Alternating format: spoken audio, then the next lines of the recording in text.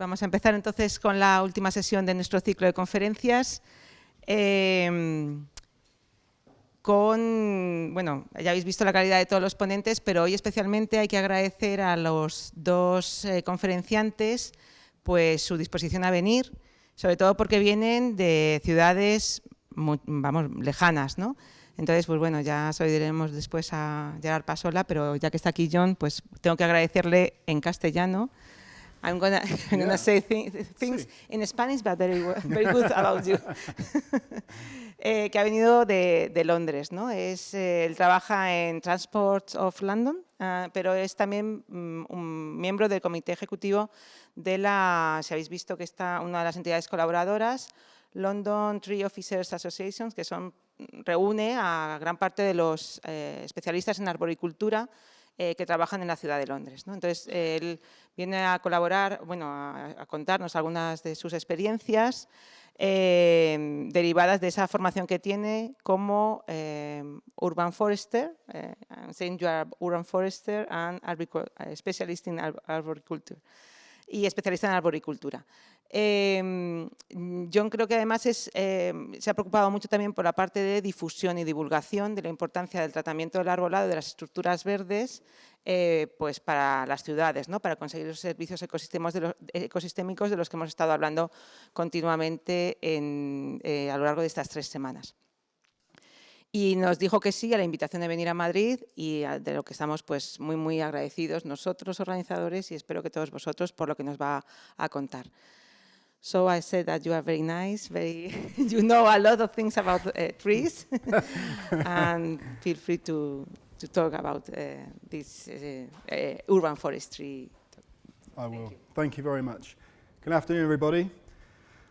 Thank you very much for coming. It's a great honour and privilege for me to be here speaking to you, so thank you very much for inviting me. My name is John Parker, as I think you've been told, but my Spanish isn't perfect, so I'm going to stick to English for this presentation. And I'm going to speak to you about urban tree management in London. And what I'm hoping to cover in the next hour is a bit of an introduction to London and to the urban forest of London. A little bit about why we manage trees, the sort of philosophy behind tree management in London and in the UK. And then a bit about tree officers, the people who actually manage the trees, and some of the challenges and opportunities that we face as tree officers and tree managers in London. And then some conclusions, some inspirational conclusions at the end, possibly. So, London. I'm sure, hopefully you've all heard of London. Many of you will have been to London. There's been people living in the London area since about 4,500 BC, so it's been a long settled place. A permanent settlement has been there since about 43 AD when the Romans founded London, and that's important in the context of this presentation because some of that explains how we do things now, because since 43 AD, in the last 2,000 years, London has evolved in a very organic way. It's not a planned city, it's an organic city, it's grown organically. If you were designing a new city, you would not design it like London. It makes no sense at all, as I will try and explain. The best way to look at London, I think, is not as one city, it's almost 33 towns that are all pressed up right next to each other. And you can see here the map of London, and the black lines show the boundaries of the different 33 towns, which we call the London boroughs. And they are sort of like individual municipalities that they have their own budgets, they have their own political setup with their different councillors, they have their different priorities and different demographics of people living there, different priorities. They manage their boroughs in quite different ways. And then as well as the boroughs doing all of their management, I was going to say that the boundaries look a bit strange because, like I say, it's evolved over time. Some of these boundaries are old rivers or old streams or old hedges that have long since gone as the city expanded and just ate up the villages around it. So we're left with this rather messy map that shows the 33 different boroughs. They all do things in their own way. You've then got Transport for London, which is who I work for, although I should say I'm not representing Transport for London. They don't like me coming and doing this kind of presentation because they're worried about what I might say. But Transport for London, who look after all of the transportation links, so the major roads that we call the red routes. If If you know London, where the red lines on the road instead of the yellow lines, that's maintained by Transport for London, as is all of the vegetation alongside all of the London Underground lines. More of the underground system is above ground than below ground. We still call it the Underground, but so there's lots and lots of vegetation there to be managed. You've then got the Greater London Authority, which is the sort of body that oversees everything in London, that does a lot of the policy and the strategy work for London, and they try and bring some sort of order to it all. And then above that, you've got the mayor. Excuse me, losing my voice. We've got the mayor above that, who is the sort of political head of London and a sort of very powerful position. And in London, we've got about 8.4 million people, so it's a big city. That's expected to grow to about 10.2 million by 2050. So there's sort of almost a 20% increase in population coming, but there isn't much space to expand. We've got something called the green belt around London, so all the way around the outside of that sort of purple line is the green belt. This is protected land, fields and woods and trees and greenery, and not all great condition, but it's an open green space all the way around London, which obviously is very good. It's great to have that space there, but it's restrictive when you try and grow. So we've got a 20% increase in population, but we can't expand any further. And that means there's lots more pressures on space and on services and infrastructure, and that's of course got implications to the trees and the urban forest. So as I've mentioned the words urban forest, I just wanted to sort of give a quick definition, I suppose. Because in the UK, the terms arboriculture and urban forestry are pretty much interchangeable. They mean the same thing. I'm an urban forester and I'm also an arboricultural professional. So they're sort of interchangeable terms. I know that's not the case across a lot of the rest of Europe. The two logos here, I'll be talking about these organisations a bit later on, but the European Arboricultural Council, the EAC, who represents arboricultural professionals in Europe, and the European Forum on Urban Forestry, EFUF, who represent urban foresters in Europe. And I do quite a lot of work with both organisations, and they don't really talk to each other very much. And I keep saying, why don't you talk to each other? You're doing the same thing. But they're quite insistent that they're not doing the same thing. They're doing different things. But it looks very much the same to me. So for the purposes of this talk, I've just come up with my own definition. This is just mine. This isn't some standard or anything. So for the purposes of this talk, the urban forest is comprised of all trees in public and private ownership within a municipal area, in our case London, and is largely managed in accordance with the principles of arboriculture. So when I say the urban forest, I'm talking about all of the trees in London that we manage according to the principles of arboriculture.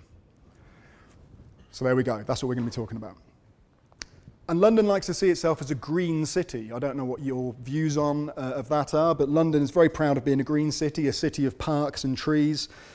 There's an estimated 8.4 million trees in London. That has come from the iTree survey we had done a couple of years ago, and I know you've done some work on iTree here as well. So it is quite an estimate because of the way that iTree survey was done, but let's say about 8.5 million trees. And the tree canopy cover, so a top-down, looking at the map of the city, sort of Google Maps kind of style, is 21% canopy cover. 50% of London, when you're looking top-down, is green, so that's including the parks and the grass and all of that. They've redefined green to also include blue now for political purposes, so we also include the river and the watercourses in London, so the River Thames that goes through the middle, that's also now included as green. I don't know why, but that's what they've done. And we've got some policy targets to try and increase those numbers, and I'll be speaking about that as we go along. So the governance of the urban forest, because of the situation that I've just described, is quite confusing because there's no one body that manages the urban forest collectively in London. There's lots and lots of bodies doing it their own way. So you've got the 33 London boroughs who manage their trees in different ways. You've got Transport for London, who manage, I mentioned the red routes, you can see the red lines on the road there. They manage all of the trees alongside the red routes. Royal parks, places like Hyde Park, St James's Park, the big famous parks in London with huge amounts of trees in and huge amounts of visitors every year. That's all managed by a separate organisation, Royal Parks, and they do their own thing. You've then got other organisations, maybe community groups or members of the public doing stuff, or business improvement districts who also manage the trees in their area their own way. And then you've got all of the private trees who are under private ownership, and they can pretty much do what they want within some restrictions. The iTree survey that we had done suggested that more than half of London's urban forest is in private ownership. So as public sector tree officers like myself, we're only responsible collectively for less than half of the urban forest. So with all those different owners and all those different managers, you can see there's no coherent approach to tree management in London, which it can cause trouble, it can cause difficulties, but also it's a good thing. It does allow local character to develop and a bit of independence for each of the different boroughs. So that's London. We've all got London now. Why do we manage trees in London? I've kind of divided this up into 3 areas, quite arbitrary areas, again, just from my own sort of head. We manage trees for risk, to prevent accidents. We manage trees for benefits, the benefits that they bring. And we manage trees for policy, because policy tells us we have to manage trees. And I'll go through each of these in some detail. But there's been a real evolution of attitudes in London and in the UK over the last few years. I've been working in tree management in London for about 10 years now. When I started, trees were very much seen as a problem. Trees as a risk. Trees were something that could fall over and land on people or land on cars. Trees were something where roots would damage the pavement or damage the road. They were a problem to be fixed, and they were viewed quite negatively. And that evolved over the years. Why would anyone use yellow on a PowerPoint? That's rubbish, isn't it? Oh well. That says trees seen as an amenity. So trees seen as something that's nice to have. They look nice. Politicians started realizing that actually citizens, members of the public, they quite like trees. They're green and they're fluffy and people like them. And if you cut them down, they get a bit angry. And these people who are getting angry, they're also voters. And of course, when the voters get angry, the politicians suddenly start caring very much. But the problem with having something that's just perceived as a nice thing to have, as an amenity, as a luxury, is that when the cuts come, when there's no money to spend, when developers come in, trees are the thing that you can lose because they're just a luxury, they're just nice to have. So a lot of work has been done all over the world to make trees seen as an asset, trees seen as a good thing that is actually actively beneficial to the city, trees as an essential part of green infrastructure which is critical to having a healthy, effective, efficient city to live in. So we'll deal with the miserable stuff first. Risk. Why do we manage trees for risk? Well, there's legal implications to risk that we have. Trees can cause damage. This tree obviously is kicking up the footway, the asphalt there. People could trip over, people could hurt themselves. We've got subsidence risk, so where the tree draws the water out of shrinkable clay soils, and that causes damage to property. So we have to manage trees sometimes to avoid that sort of thing happening. And then nuisance and complaints. Lots of people contacting us and complaining about trees. Oh, the leaves have fallen off my tree, or it's blocking my light, or it's blocking my television reception. All that sort of thing. We have to try and manage trees to avoid some of these problems. More seriously is the safety element of risk, and what we're trying to avoid is what you can see here. This was a tree in London that fell down on a taxi that had 3 people inside. Nobody was killed, but they were injured, unfortunately. And public safety is our #1 priority. I said we don't want to manage trees just as a problem, but we have to acknowledge that if they're not properly managed, with the right people managing them, with the right training and the right qualifications, there is a risk of this happening. So we've got a duty of care over members of the public to make sure that it's a safe environment, a safe city for them to work in and to live and play in. And we've got legislation which compels us to do this. Even if we don't want to do it, we've got to do it. So we've got various acts of parliament, not specifically about trees, but about people who own public land or public spaces, having to make sure those spaces are safe for people to use. So we've got legislation in place which tells us that we have to keep these things safe and we have to manage them properly. But it's important to remember that you have to take a balanced approach to tree risk. You know, if you want to get rid of all of the risk associated with trees and just cut all of the trees down, then you're not going to have a problem. But unfortunately, then obviously you haven't got any of the good things about trees either. So you have to take a more responsible approach towards this. And there's a fantastic document here. You can't quite see properly. Anything you can't see properly, I can circulate links with all the information on. This is a really good document called Common Sense Risk Management of Trees, produced in the UK a few years ago now. What it says, just a very, very quick summary, trees provide benefits. Trees are good things. Trees are living organisms. Unlike any other infrastructure in the city, they're living organisms. They can change, they can die, they can deteriorate.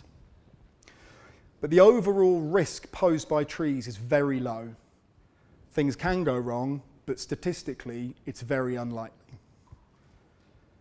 Tree owners have a legal duty of care, as I've just mentioned, to make sure that their trees are kept in a safe condition. And tree owners should take a balanced and proportionate approach to tree safety management.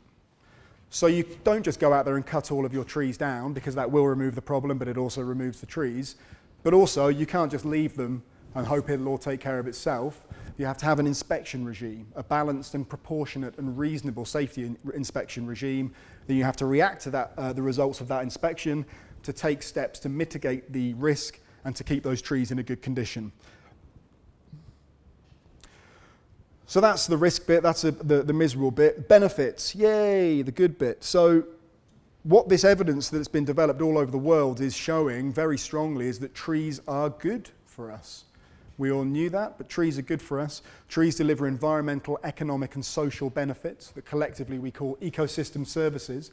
And those benefits go to all of the citizens of a city and all of the visitors and all of the tourists. Everybody benefits from trees. And I've listed some of them there, but things like people's health, which I'll talk about in more detail in a minute, air quality, urban cooling, increased value of house prices, reduced crime, reduced traffic speeds. There are many, many, many benefits from urban trees. And a couple of the main ones I've picked out here, shade, urban cooling. It's very obvious. I think this is one of the main things we should be focusing on to promote trees. They cool the city down. London normally isn't that hot, but when it gets hot, it gets very hot, as we just had a summer, not quite like this. I mean, this is hot. This isn't good. But it does get very hot, and trees create shade. We know this. Trees help with evapotranspiration. Trees are good at cooling urban temperatures. Stormwater management. I don't know if you can see this, maybe just about. I was outside this pub for research purposes only. I didn't want to be there.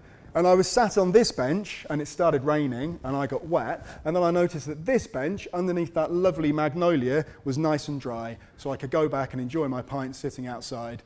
And I did that for you, so I could show you this picture. So trees and stormwater management, they intercept an awful lot of rainfall. They help attenuate and slow down the stormwater as it goes into the conventional drainage system, and it saves the city money. It's another very easy to understand benefit of trees in the urban forest. And then there's some health benefits, and I'll just run through these very quickly because I think these are probably the most powerful arguments for why we should have trees and why we should be managing them properly. From sort of cradle to grave, from baby to old age, there are fantastic benefits to be had from trees. And I'm sure many of you know many of these, but pregnant women in the lowest socioeconomic group who are close to green infrastructure when they're pregnant give birth to bigger, healthier babies. Children who grow up around trees and green infrastructure have lower instances of allergies, so they have less instances of hay fever and dust allergies than children who don't grow up near green infrastructure. Mental health has been shown to be closely correlated to tree canopy cover. So in London, studies have shown that where you have an increase in tree canopy cover, you have a decrease in prescriptions for antidepressants. So we all know that being around trees can make us feel better, and there's some evidence to back that up. People in hospital with a view over greenery or a park or trees will recover more quickly than people with no view at all or with a view over hard landscape like a car park. And at the end of life, the elderly have been shown to be more likely to live an additional 5 years if they live in close proximity to green infrastructure. So all the way through, there's benefits to be had from trees. This website here is fantastic. Again, you can't quite see it properly, but Green Cities, Good Health. It's the website of the University of Washington, and a lady there has, Kathleen Wolfe, has pulled together much of the information from all over the world, much of the research and data into one website where you can very easily search out some of these papers about the benefits I'm talking about. So it's well worth a look if you haven't seen it before. How am I doing for time? So it's all very well to say that trees are good and trees do lots of things, but I hate it when people put tables on presentations as well. Do you hate that? I don't know why I did this. Anyway, I can see it, so I can read it to you. It's not just good to say that trees are good. You need to quantify those benefits. You need to show why they're good, particularly to the politicians, to the people who hold the budgets, to the citizens, to demonstrate to them how good trees are. And this is a table that came out of the London iTree Eco Survey. And I know that iTree has been discussed previously in the last few days. And it's estimates more than calculations, I would say, in some cases. But we can take these numbers to our politicians. We can say, the energy savings for buildings each year are £260,000 by having trees close to buildings. We can say that the replacement value of all of our trees, if we had to cut them down and put them back, is more than £6 billion. So we can take these numbers to the politicians and we can explain to them why trees are so important. And then we can convert that kind of data into something like this, which was at the University of Exeter last year, where tags have been made up which say this tree, what does it say on there? This tree provides more than £20,000 worth of benefits along with other trees in that area, and you hang it up on the tree and the people see it and they go, oh yeah, that's really good. It's quite an understandable thing. You can see the data there in front of you that's not in a very small table on a presentation. So it's very useful. And the third reason for why we manage trees is policy. And we're in a really good position at the moment in the UK in terms of policy for green infrastructure. There is national and local policy that talks about the importance of trees. This is from DEFRA, the Department for Environment, Food and Rural Affairs, and they produced a 25-year environment plan talking about how we want to manage environment in the UK for the next 25 years. I don't know what's going to happen to the UK over the next 25 years. Maybe this won't be a priority, we'll have to see. But the national and local policy talks about increasing canopy cover. So it identifies the benefits of trees. It says we've got to increase the canopy cover of those trees. We've got to do it through planting new trees, and that's very important. But there's no point planting new trees if you're not retaining and protecting and managing the trees you've already got. You're never going to increase canopy cover like you need to increase it if you cut down the trees you've got and you don't plant new stuff. And you do plant new stuff, but you cut down the old stuff. So that's very important. And in London, we've got two specific bits of policy at the moment. The Mayor's Transport Strategy, this is the Mayor of London, Sadiq Khan. He's launched a that's the Environment Strategy, sorry. London Environment Strategy, which looks to increase green cover in London to more than 50% and to increase canopy cover in London by 10% by 2050. So targets, policy, written down, saying we've got to do it, we've got to try and increase canopy cover in this way. The Mayor's Transport Strategy commits Transport for London and the boroughs to plant more trees and retain existing trees to increase canopy cover as well. So this is the policy that we've got enshrined in London. We've got to follow it, we've got to do it. So even if our colleagues say they don't really want to do stuff for trees because they don't like trees, it's tough because they've got to, because this is the policies that we have to follow. So we're in a very, very strong position in terms of policy at the moment, stronger than we've been in the last 10 years, I think. So that should be about halfway through. How are we doing for time? Oh, that's early. I'll slow down. We'll have a 10-minute break. Talk amongst yourselves. No, okay. So one of the main things I wanted to talk to you about was tree officers and tree managers and the people who actually look after the trees. Because if you haven't got people looking after the trees who know what they're doing, we're not going to get any of those benefits that we've just talked about, because trees need to be looked after if they're going to do all this stuff. They don't do it by themselves. So tree officers in the UK work in the public sector. So they work in local government. So the 33 boroughs I mentioned, they are local government, they're local authorities, the local municipalities, public sector. And some tree officers work on public realm trees, so street trees, trees in schools, trees in cemeteries or parks. And other tree officers work in the planning section. And they look after privately owned trees where maybe, say there's a development and somebody wants to cut some trees down. The planning tree officer has the power to create a tree preservation order. So a legal protection on a tree that means that the local government has a say over how that tree is managed. So there's the planning tree officers who deal with that side of things. And I said that these 33 different boroughs have got different priorities and different budgets, and they have very different distribution of tree officers. Some boroughs have tree sections with 6, 7, 8 or 9 tree officers working there. They have lots of tree officers. Some just have 1 or 2. It's very, very varied depending on local priorities. But despite that, we've still got about 140 tree officers in London spread across the 33 boroughs. So there's a lot of knowledge and experience there. And tree officers are brilliant. They're great people. They're multi-skilled professionals. They're often sort of looked down on a little bit. I think arboriculture and urban forestry is sometimes looked down on as, well, anyone can look after a tree. It's quite easy to manage a tree. It grows and then you cut it down and then you plant another one and that grows and you cut it down. But obviously, as we all know, it's very complicated. And there's lots of roles of a tree officer, because they have to be tree experts, they have to know about trees, that's obviously their specialism, but they're also risk managers. Like I say, they have to assess risk and take appropriate action to manage that risk. They have to manage budgets, they have to manage people, they have to, some of them have got teams they have to manage, so they have to do all that as well. They've got to understand legislation and the law that relates to what they do. They've got to understand subsidence and the soils. They've got to understand soil science as well as tree physiology. They've got to understand planning issues, how the planning system works. They've got to be able to understand drawings and development plans and all that. They've got to understand and implement policy and strategy, and some of them have to write policy and strategy as well.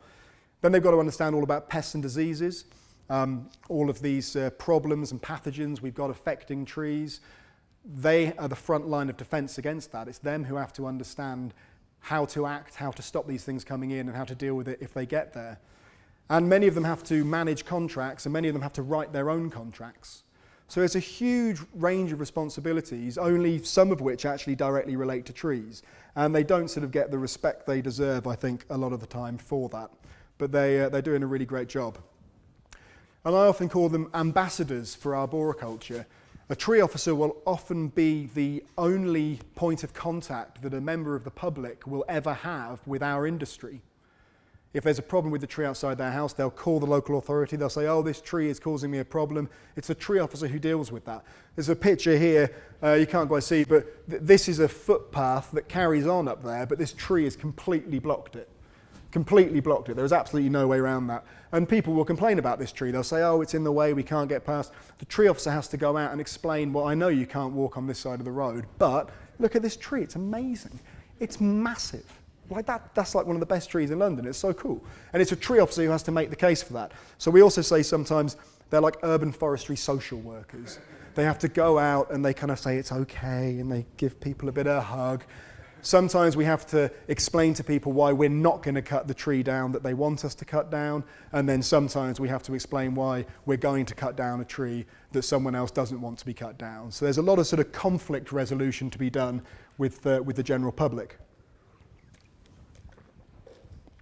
What a great tree. And to represent these tree officers, there's tree officer groups all over the country, and different regional groups where really tree officers get together, sometimes in a seminar room, sometimes in a pub, and they talk about how miserable they are, or they talk about how bad their stories are, and they get together. It's very therapeutic, it's cathartic. This is good for them to get this out. But they also share information, and they share knowledge, and they share experiences. And it brings tree officers together. You know, there's definite strength in numbers. If you're working in a municipality where you're the only person working in trees, it can be quite a lonely place.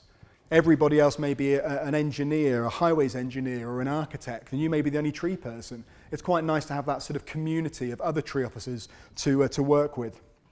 And there's a conference now, a National Tree Officer Conference. It's been going for 2 years. The third year is this year. The third one is coming up in November. And we bring together, it's about more than 200 people get together, and it's just tree officers speaking. It's just tree officers presenting their work, their research, their achievements, and sometimes their mistakes, presenting it to an audience of arboriculturalists and urban foresters. And it's been a really, really effective conference and has been very successful. And the London Tree Officers Association is the organisation, as I mentioned, that I represent. It was founded in 1982, and when it started it was just like a therapy group down the pub for tree officers to complain. But it's evolved over time into a very professional organisation. Well, I say it's professional, it's a voluntary organisation. Everybody involved in it volunteers their time, but it's producing some very professional, very top quality output. It's doing some really good stuff. And there's about, as I say, about 140 tree officers who are members in London. Then there's a range of associate members, so contractors and consultants and nurseries who sort of support the organisation and pay a membership fee to keep it running. And the purpose really is to promote the urban forest, to promote arboriculture, certainly, and to promote the importance of trees, but specifically to promote the importance of tree officers. Because we're getting to a point in the UK now where everybody pretty much agrees that trees are really good. we like trees, but they haven't quite understood that if you want trees to do all the things we want trees to do, then you need proper management, and that comes from tree offices. So that's one of our roles, to try and promote that. The website's there with lots of free documents and stuff on it, and the Twitter account, LTOA33, if you do that sort of thing. And on the right here is one of the most recent documents we produced. We have 4 annual seminars a year. 4 annual seminars a year? My English isn't very good, not alone my Spanish. We have 4 seminars every year. Let's put it that way. And bringing together all sorts of people, maybe 80 to 100 people, to learn about best practice and keep them up to date with what's happening. We also have working groups. So if a member feels there's a particular issue that needs to be addressed, he may gather together a small number of tree officers who will work on a project to produce some kind of document. And this one here was one of the most recent ones we did, surface materials around trees in hard landscapes. Another problem we have is the tree pit material, people complaining that it's looking messy, or it's being kicked up, or it's killing the tree, or whatever it is. And this document is a very good one, which gives some sort of tips and guidance on what you should think about when selecting a tree pit material.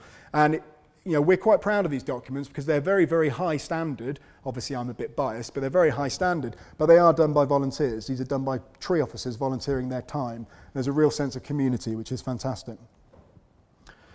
So, some of the challenges. Right, so the next bit is challenges and opportunities. We'll get the challenges out of the way first, because that's the miserable bit, but then there's a happy bit at the end, so stick around. This picture isn't really relevant, but I took this picture this morning, walking around Madrid. You can tell how late I left it to do my presentation, this went on this morning, but fresh, up to date. And this is opposite, you probably know this better than me, this is opposite the Botanic Gardens. And I saw, this is a great example. I don't know anything about this tree beyond the fact that that is probably the most fungal brackets I've ever seen on any tree anywhere, all the way through the whole thing. But it's there, and it's being retained, and it's being kept, and I think it's brilliant. It's one of my new favourite trees, actually. I think it's absolutely amazing. But this is one of the challenges facing tree officers, because some people will say, well, you've got to cut that down. That's dangerous. It's not a safe tree at all. It's full of these brackets. It's going to fall over. It's going to cause some damage. And of course, it can. We know this. There is a risk associated with trees, of course. But it's trying to manage it in such a way that that risk is minimised, and retaining that tree with all the benefits it's bringing, whilst also keeping it safe. And that's one of the real challenges facing tree officers, to find that balance. I'm going to come off, and you're going to tell me something horrific about that tree, aren't you? But anyway, hopefully it's fine. It's a nice tree. So the 3 main challenges I've sort of picked up are attitude, space, and resources. So I will run through these now. Attitude. An attitude about trees, and often about tree officers, from many people. Residents, colleagues, politicians, who see trees as a problem still sometimes. We're getting there. We're starting to make that evolution, but people are still seeing trees as a problem. And complaints is the best sign of that. We get many complaints. The catchphrase of the person who complains about trees in the UK is, I love trees, but. They say, I love trees, but that one is too big. I love trees, but that one's dangerous. I love trees, but that one smells funny. Whatever it may be, we've heard them all. Everybody loves trees, but they don't love the one outside their house. That's what I've learned in 10 years of doing this. So we face this attitude of, by many people, trees are a problem. It's causing that problem to us, make that problem go away. We also have lots of concerns from our colleagues in engineering, and highway engineering in particular, where they say, well, the tree is causing damage to the footway. It's a hazard. It's making a trip hazard. It's damaging the footway material. You should cut this tree down because it's creating a risk. It's causing a hazard. It's kind of breaking things. So that's another problem. And the perceived danger, as I've said, we can back it up with statistics. The trees are actually pretty safe. I've seen fantastic slides and presentations before where people will prove that more people have been killed by jellyfish than by trees in a particular year, for example. I haven't got that data, but they're not as dangerous as a lot of the time people think they are if they're managed properly. So attitude is a big problem for us. And how do we overcome it? Well, we overcome it, I think, by communication and education, by trying to talk to people about the benefits of trees and about the level of risk and how to take appropriate steps for risk management and why we're sometimes not cutting these trees down, because actually the problem isn't as bad as you think it is. Why, yes, the roots are causing damage to this pavement, but instead of cutting the tree down, perhaps we can change the material on the pavement. Perhaps we can redirect the pavement. Perhaps we can find a way around it, some kind of solution, which means we can keep the tree and the benefits, but also resolve the problem. So communication and education is how we try and overcome the attitude problem we have. The second challenge I think we really face is space. London, as I've said, grew organically. It wasn't planned, and as a result, we get a lot of things like this. Where can you see? I'm not sure. That hole is full of water. You can't quite see that, but that hole is full of water. It's not some kind of miracle tree. This tree is not creating a spring or a fountain. There's a water main underneath this tree which has burst. They've dug underneath to try and fix it, and they can't because there's a tree there, there's a water main there. I'm not sure what that is. It might be gas. There's lots and lots of pipes going through under the footway. It's very difficult to accommodate trees sometimes in the urban environment. That's a fact. It's hard for us to do that. We were talking just the other day about the Stockholm tree pit system and how there's these fantastic things have been done, particularly in Sweden, where they create these huge tree pits with amazing, big rocks, and then you wash soil in, and then you build up the layers slowly, and you have these huge areas for trees to go. That's fantastic if you've got the space, but in a city like London, it's very difficult to even dig a hole this big and this deep to put a tree in. It's hard to do that because it looks like this under the surface. So there's competition below the ground. There's also competition above the ground. We have cycling is a big thing in London now. So we have cycle docking stations where people can hire their bikes and plug them in and take them out. We have cycle superhighways where lanes of traffic have been taken away to accommodate cycle tracks, which is all great, but it's adding more pressure to what we've got, to a small space. We've now got the electric car revolution is coming, so electric car charging points everywhere. Again, that's fantastic, but a lot of the places they want to put electric car charging points already have trees in, or they might be somewhere we would want to plant a tree in the future. Then you've got all of the other stuff that comes with being in a city, lighting columns and lampposts and traffic lights and bus stops and all of the stuff you need in a city. That's all competing for space with trees. And over the years, it's been difficult to convince people that trees are as important as those other things. And there's also development pressure. As I said, the population's going up. We can't expand out too much. That means we've got to increase density. There's densification in London that's coming up. And there's even less space coming. People want to build their flats, people want to build their hotels, and they say, well, this tree is in the way. You've got to cut this tree down because it's in the way, basically, of our profit. We want to make more money if we cut this tree down. And that's not very helpful for us either. And then the thing we're told all the time, there's no room for trees. Maybe you have a project, and the project designer, the architect, they say, there's no room. We can't have trees in this project, I'm sorry, because there's no space for them. And the argument that we try and make now is to say, well, you do have room for trees. You have loads of room for trees in the city. It's just you choose to use it for other things. You have roads, and you have bridges, and you have buildings, and you have all of these things, which are all very important, but trees are also important. And if there was a project where the architect said, we're not going to have any street lighting on this project, we're not going to have any lamp columns and street lighting because there's no room for lights, we'll just leave it dark, that wouldn't happen. It would never happen. It would be absurd because nobody would ever accept that because streetlights are essential. We have to have lighting. But trees, we still have that. There's no room for trees, and that's kind of okay. And the picture I've shown here is of one of the cycle superhighways just near my office. So this road here used to have 2 lanes of traffic on that side and 2 lanes of traffic on this side, and 2 of the lanes were closed off and turned into a cycle lane. So to improve cycling, and that's fantastic for lots of different reasons. But if 10 years ago in London somebody had said we're going to shut half of the road and turn it into a cycle lane, they would have been laughed at. They would have said they were crazy. Of course you can't do that. Cars are the most important thing. We've got to keep the cars going because people need vehicles to move around. But the cyclists, they won. The cycling revolution has been successful. And now this is quite normal. This is quite a normal thing.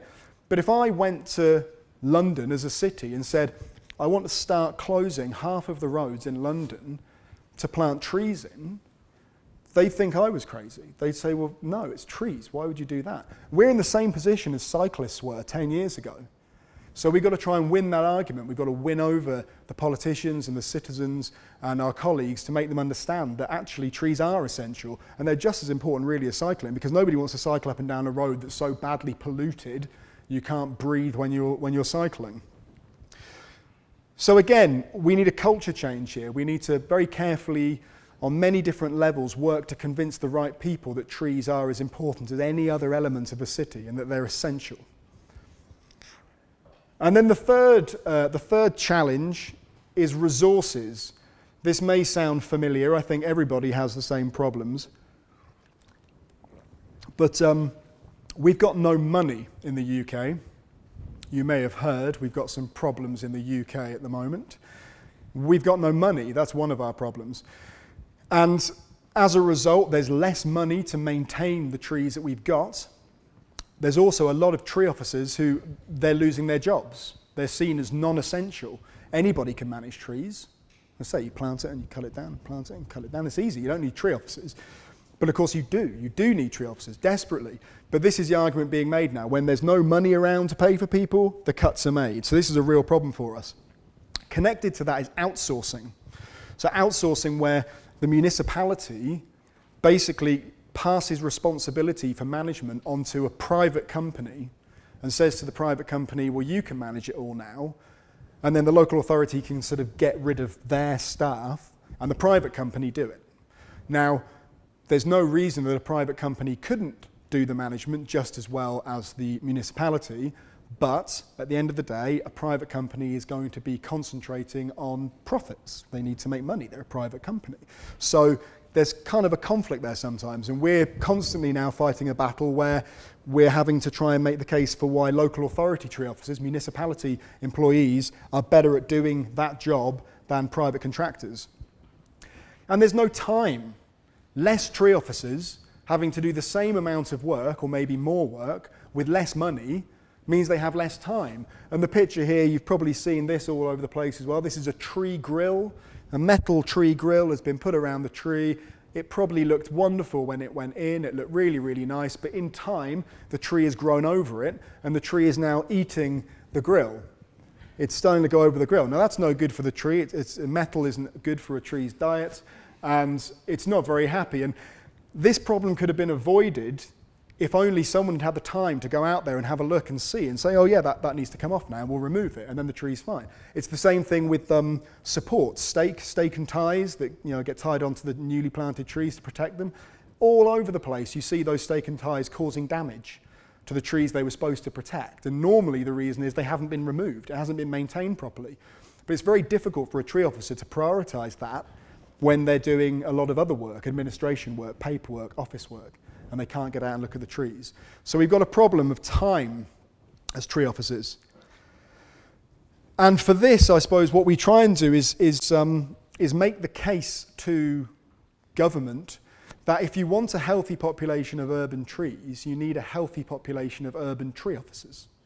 You need to have a good number of people looking after these trees. There's no point planting 10,000 trees, 20,000 trees, 100,000 trees, 1 million trees. Every year, the politicians, the number gets higher. I don't know if that happens here. Every year they promise they'll plant more and more and more trees. It doesn't matter how many trees you plant if there's nobody to look after them. If you want those trees to survive, they've got to be managed properly. They've got to be maintained properly. So we try and make that case as well. And then there's many other challenges. A few of them here. Recruitment. We're finding it very difficult to get people in to work in urban forestry and to work in arboriculture. I don't know why that is. Maybe in the local authority world, it's very uncertain times with not much money. Maybe a career in local government or in government work is not as attractive as it once was because we know there's threats of more cuts. I know of some local authorities in the UK who had their budgets cut by 90%, 90%, for green spaces. How can they possibly look after their staff and their green spaces with 90% budget cuts? So maybe people feel they don't want to go into the industry because of that. We've got a real diversity problem with arboriculture and urban forestry in the UK. The vast majority of people working in arboriculture and urban forestry are white and male. Sorry. But that's a real problem. You know, arboriculture and urban forestry is a job for everybody. There should be no restrictions whatsoever, whether based on sex or race or religion or on disability or anything. There's no reason whatsoever that anybody can't get into managing urban forestry or get into that sort of, that industry, and we need to make sure we're a more diverse industry. And there's some work being done. The Arboricultural Association of the UK has just set up a group called Women in Arboriculture, which, as it sounds, is looking at ways in which more women can be attracted to join the industry and how the women who are already in the industry can be supported and developed and represented. So that's a really, really good initiative. The public perception is a problem for us because, as I say, we're not particularly well represented sometimes or well respected tree officers. We're just seen as people who do trees and tree stuff. And quite often, I'll go out somewhere and someone will say, "Oh, what do you do for work?" And I say, "Oh, I'm a tree manager." It's always quite difficult to explain. You kind of go, "I kind of do trees," and they go, "Oh, you're a tree surgeon," and I go, "No, I do like policy and stuff." It's very, very boring. But the main response you get is people kind of laugh. They go, "Oh, you do trees?" Well, they think it's like, no, it's important. And then I do this presentation to them. Yeah. And I'll tell you another thing about tree officers. They're brilliant. And then they regret it. But there's a really poor perception of tree officers and people who manage trees. I don't know why that is. We've got to try and address that. And then pests and diseases. Did I put a whole slide on there? Yes, I did. Pests and diseases is a big challenge we've got. And I'm always interested whenever I get to go to another country to talk to people about pests and diseases because that is how exciting I am and that's the exciting life I lead. This is what I like to do when I go away. But we've got some real pest and disease problems in the UK and in London in particular. The three at the top there listed are things that we've got. We've got oak processionary moth. I'm not sure what the situation is here with oak processionary moth, but it's a really nasty one. You can see the picture there. Basically, if you don't know, it affects oaks. Who'd have thought? It affects oaks, and the caterpillars have little hairs all along their back that cause respiratory problems and give horrible rashes and cause all sorts of issues to people. And this is one of the nests. That's causing lots of problems. Not really a tree health problem, a human health problem more than anything, but because it goes on trees, the government sort of pushed it to us and said, "Oh, that's your problem because that's tree related." So now we have to be doctors too. Massaria is another disease. We have Massaria disease of plane. That is sort of endemic now in London. Basically, it kills off branches and can cause them to fail, and it's very, very widespread across London, and that's something we have to consider and do additional surveys for to make sure it's not causing too much of a problem. And then ash dieback, Chelara dieback of ash, which is another one that's been rampaging across Europe and has now got to the UK and is starting to kill large numbers of our ash trees. Then down at the bottom are things that we haven't got yet, but that we're worried about. Canker stain of plane, Ceratocystis platani, that's a really worrying one. Planes are a really important tree in London. London plane, London, you can guess, they're quite important to us. Something like the trees that I look after, something like 40% of our trees are London plane. So there's not much species diversity there. It's a huge amount. And they're also our main big tree. That's where we get our canopy from. That's where we get our biomass from. Planes are hugely important. And Ceratocystis platani kills plane trees, to put it very simply. It just kills them. And it spreads relatively easily. It's not known to be in the UK yet. It's as far north as about halfway up France.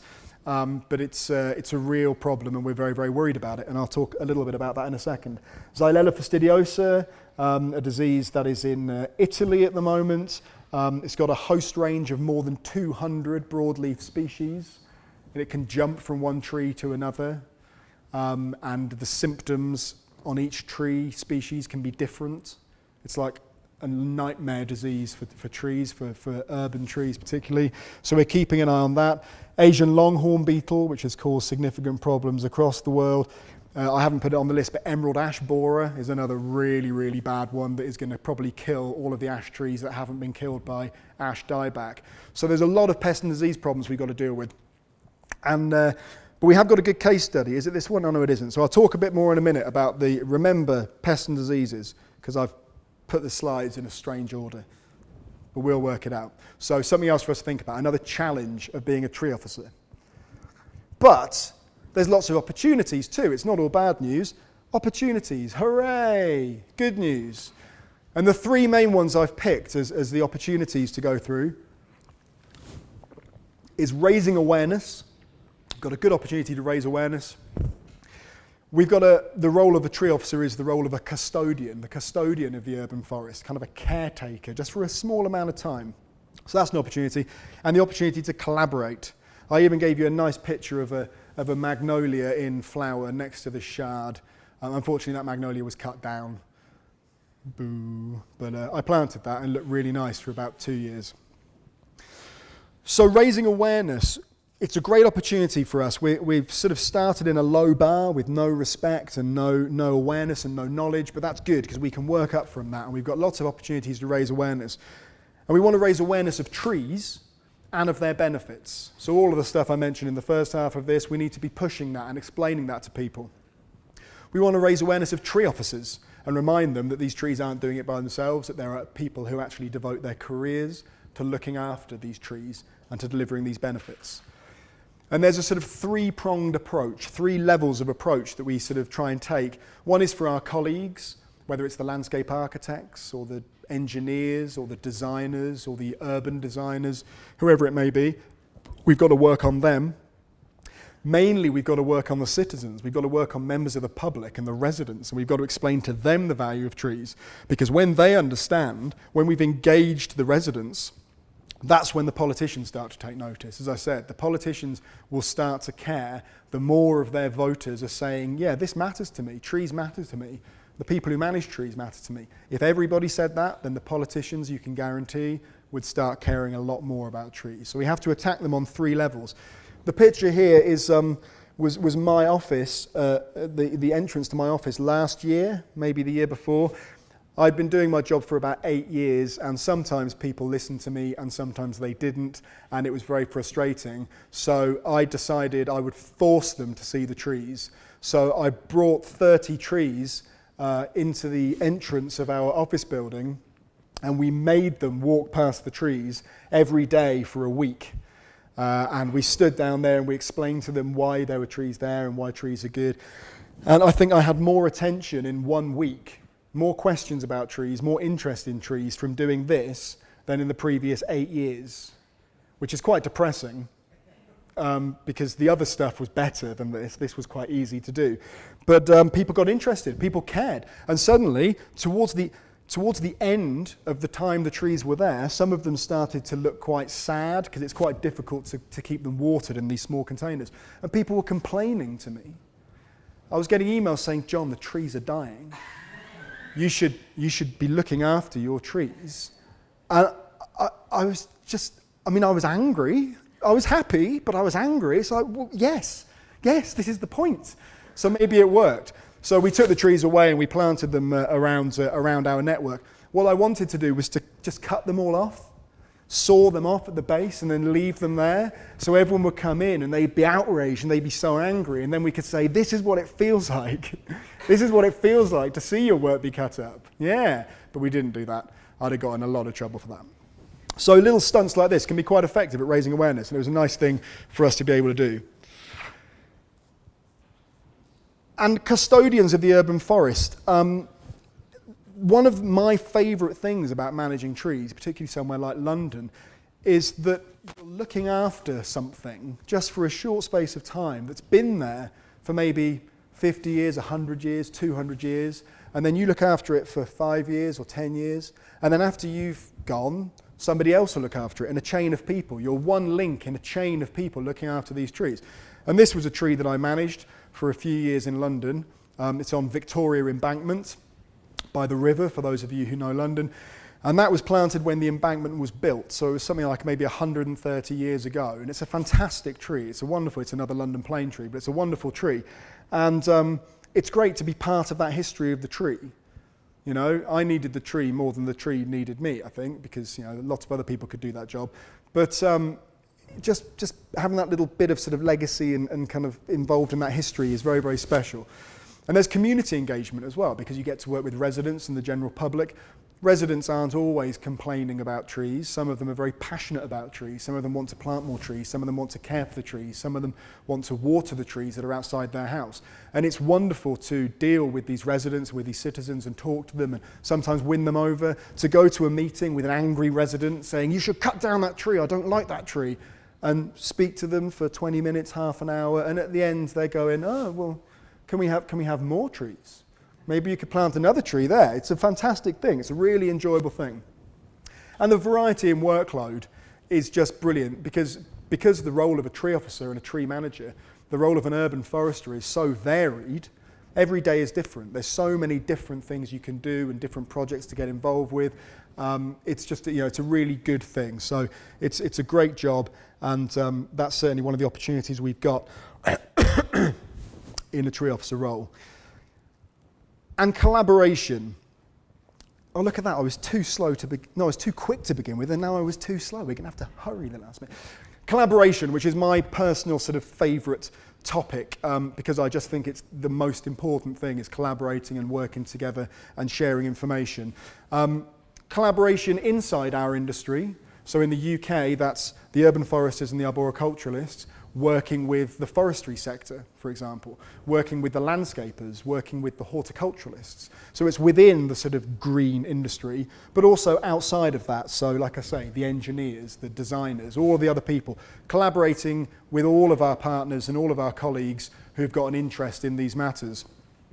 Collaborating nationally, so not just in London, working with other tree officer groups, for example. As I said, the London Tree Officers Association is just one regional group in the UK, and we now started to work with other regional groups to link up a network across the whole country.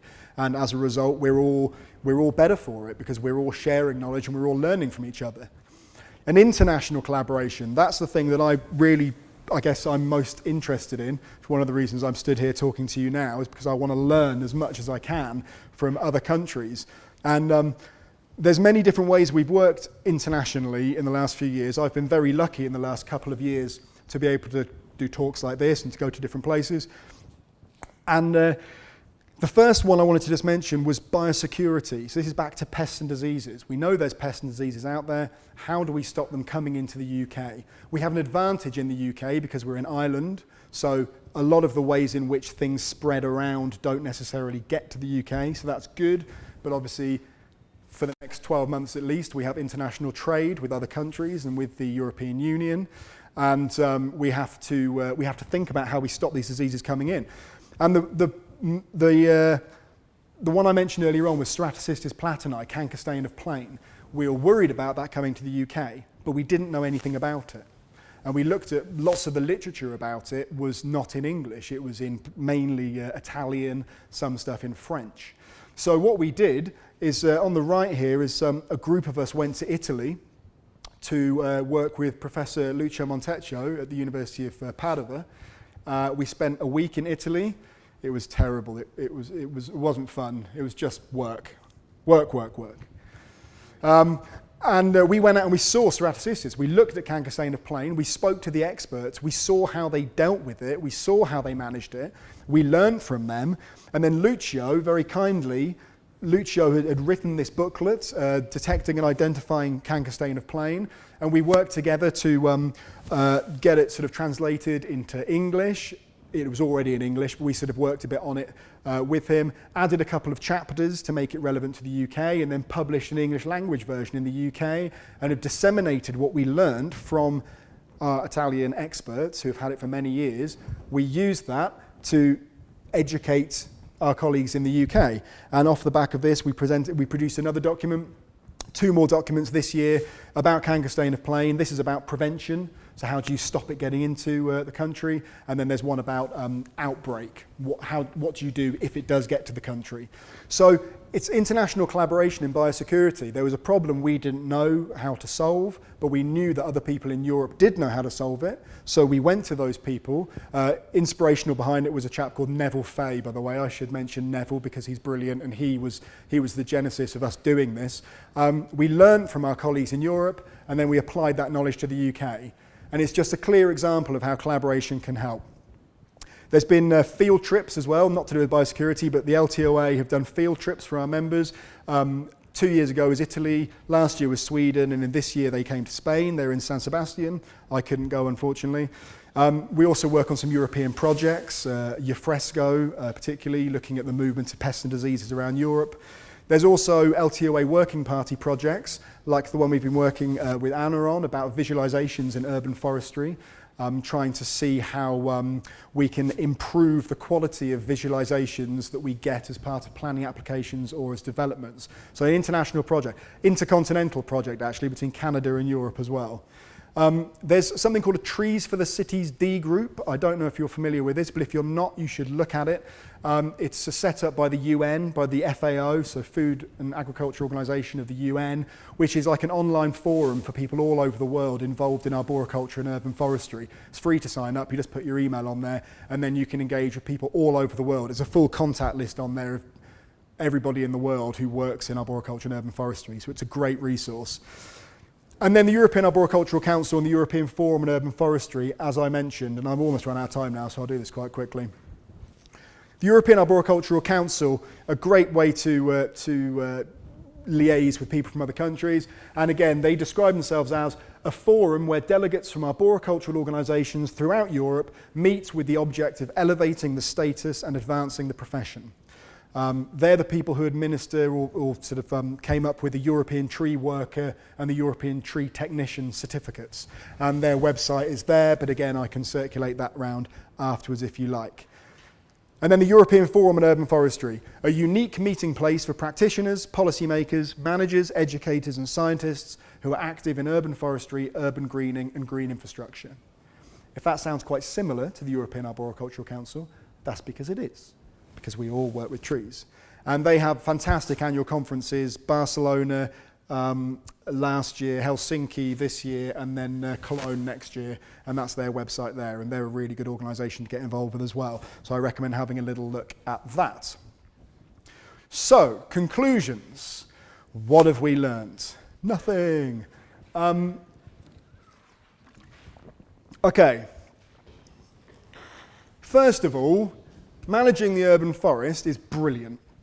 It's such a great job. It is a way. It's a way in which you can genuinely improve your city and your communities, and you can actually bring benefits to the people who live there. It's amazing. It gives you a real sense of sort of value. It's a fantastic job to do, and through your actions and through being one of those links in that long chain of management, you can improve your city. You can improve the place where you live. That's great. Surely that's great. What more could you hope for? But if we're going to convince people of that, of the importance of that role, not just people like you who are sat here already interested in forestry and in trees and stuff, it's not you that need to be convinced. It's the politicians, it's the people with the budgets. We've got to quantify the benefits, we've got to describe the benefits, we've got to put numbers and values to the benefits, and then we've got to promote them so that people see without a shadow of a doubt that trees are good. So that's something very important to do as well. And then the third one I put down is that it says different places, same problems, because as I say, I've been very lucky to travel to several different countries in the last couple of years, and I'm always fascinated to see that we're all in basically the same position. We all face exactly the same problems. The picture here is another one I took this morning on my little walk through Madrid, and as you will know, there's lots of plane trees in Madrid. Plane trees everywhere. Well, we've got plane trees, and you've got plane trees, and we've got to think about the kind of things. There's people walking under these trees, some of them are in good health, some of them not so good. We're concerned about pests and diseases. We should be working together on this, and everyone's got the same problems. Sometimes they approach it differently, and we've all got something to learn from that, I think. And then finally, just again, collaboration. I really think that there's not many people in the world who are interested enough in trees to actually make it their job. There's not very many of us as a percentage. I don't know what the percentage is, but out of 7 billion people on the planet, there's not many of us.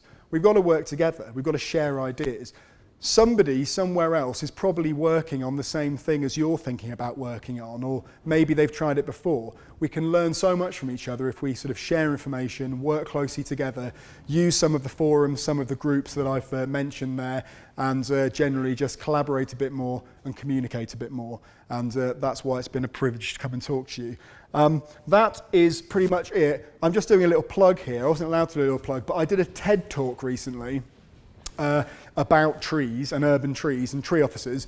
If anyone wants to look at my TED talk to get the numbers up, because it's quite disappointing when you do something and then nobody looks at it. I don't know. But anyway, it's called Why Trees Are Better Than People. And you can see it on YouTube. And I've put my email address there, which again is quite small, but if anyone wanted to email me or ask me any questions or has any ideas or thoughts, or no complaints, if you didn't like it, no refunds.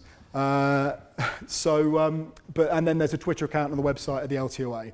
So thank you ever so much for the opportunity to speak. It's been a great pleasure, and yes, hopefully speak to some of you later on. Thank you.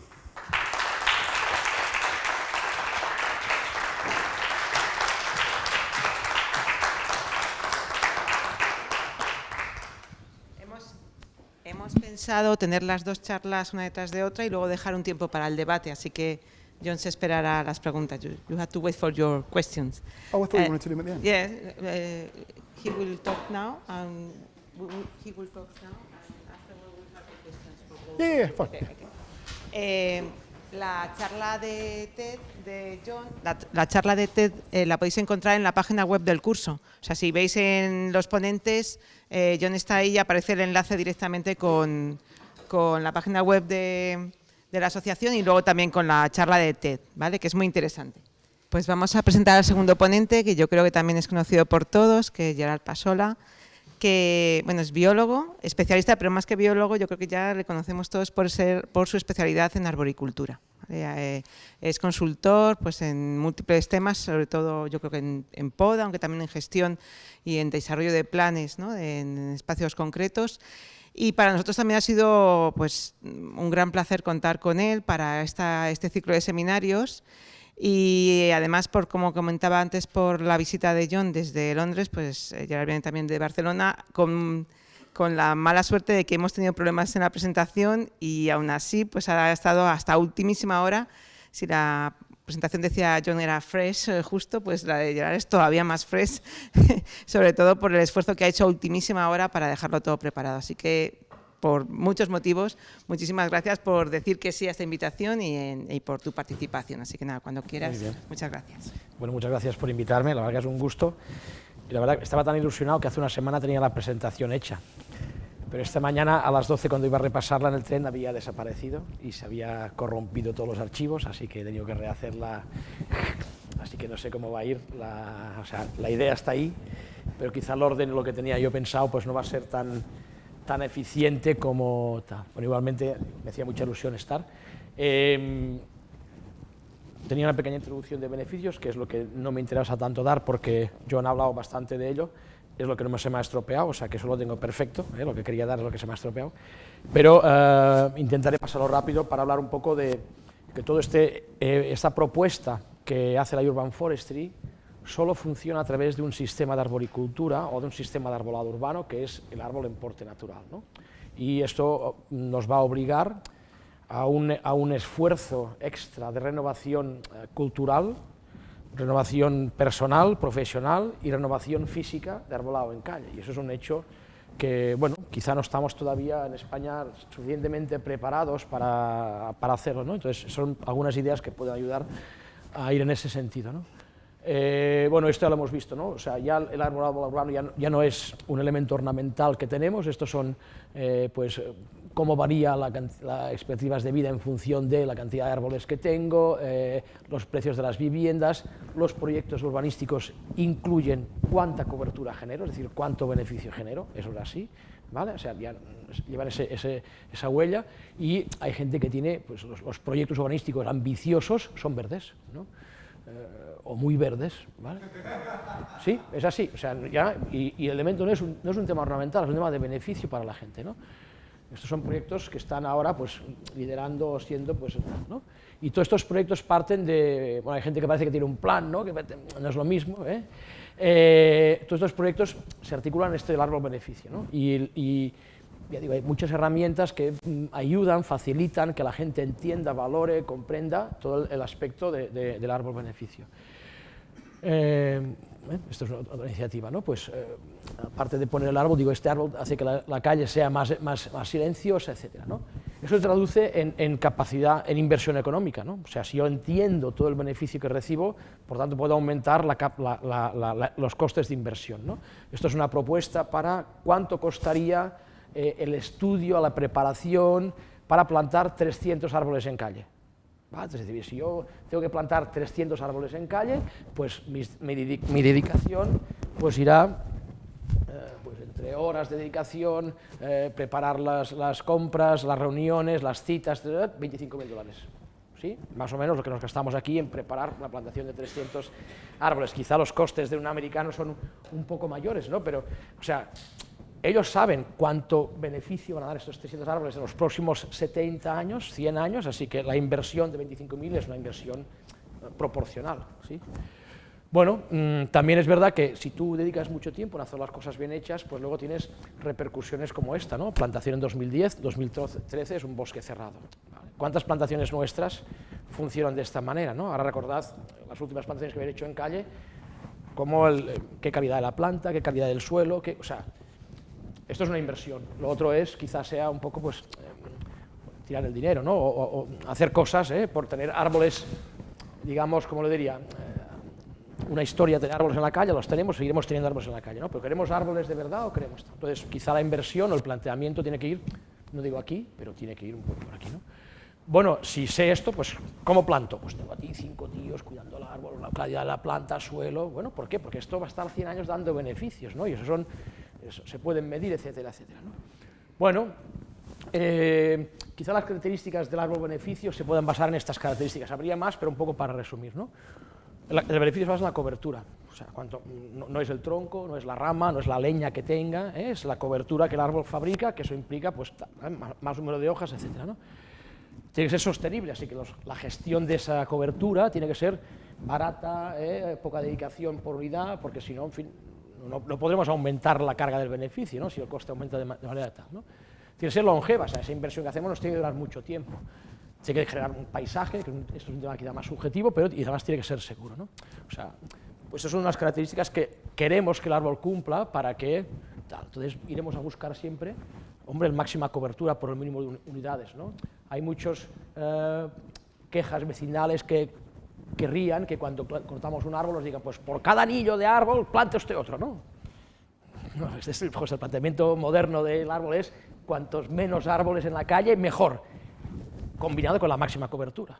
O sea, sí, no, si consigo tener árboles así, pues hombre, que con 5 árboles cubro pues 3.000 metros cuadrados, coño, pues mejor, ¿no? Tengo más dinero por árbol, menos interferencias en calle, en fin, ¿vale? Bueno, coberturas máximas, ¿no? Esto es Singapur, si queréis ver ejemplos de cómo una ciudad puede ser arbolada hasta límites insospechados, pues os aconsejo que veáis, ¿no? Que sea sostenible, que las labores de mantenimiento que tenga ahí sean pequeñas, ¿no? Cuantas menos mejor, ¿no? Eso también, cuanto más sabiduría tengo, pues en la organización, en el diseño de la plantación, etcétera, pues será más sostenible, ¿no? Estamos yendo hacia la sostenibilidad también, no solo a través de la poda, ¿no? O sea, cuántos proyectos hay de dejar crecer la hierba en los alcorques, porque eso también incrementa la biodiversidad y por tanto tengo menos plagas, por tanto tengo menos productos químicos, por tanto menos coste de mantenimiento, así que esto es un proyecto urbano de mejora de la biodiversidad, ¿no? O sea, para muchos vecinos es una mierda, esto está dejado, el ayuntamiento lo tienen duro, lo que pasa, ¿no? Pero esto realmente es un proyecto de mejora de la biodiversidad, etc., ¿no? Bueno, longevidad, ¿no? Si yo hago bien las cosas, ese elemento que yo implanto en una ciudad me tiene que durar cuanto más mejor, ¿no? Estamos en la vida de mueble IKEA, ¿no? Compro, destruyo, y compro de nuevo, destruyo, compro de nuevo. Bueno, podemos optar por eso, árbol podado mal hecho, 25 años otro, 20 años otro, o vamos a construir una ciudad que los elementos de la ciudad tengan una durabilidad, ¿no? Bueno, yo creo que estos árboles son pensados para durar, no es un proyecto de 20 años, 15 años, etc., ¿no?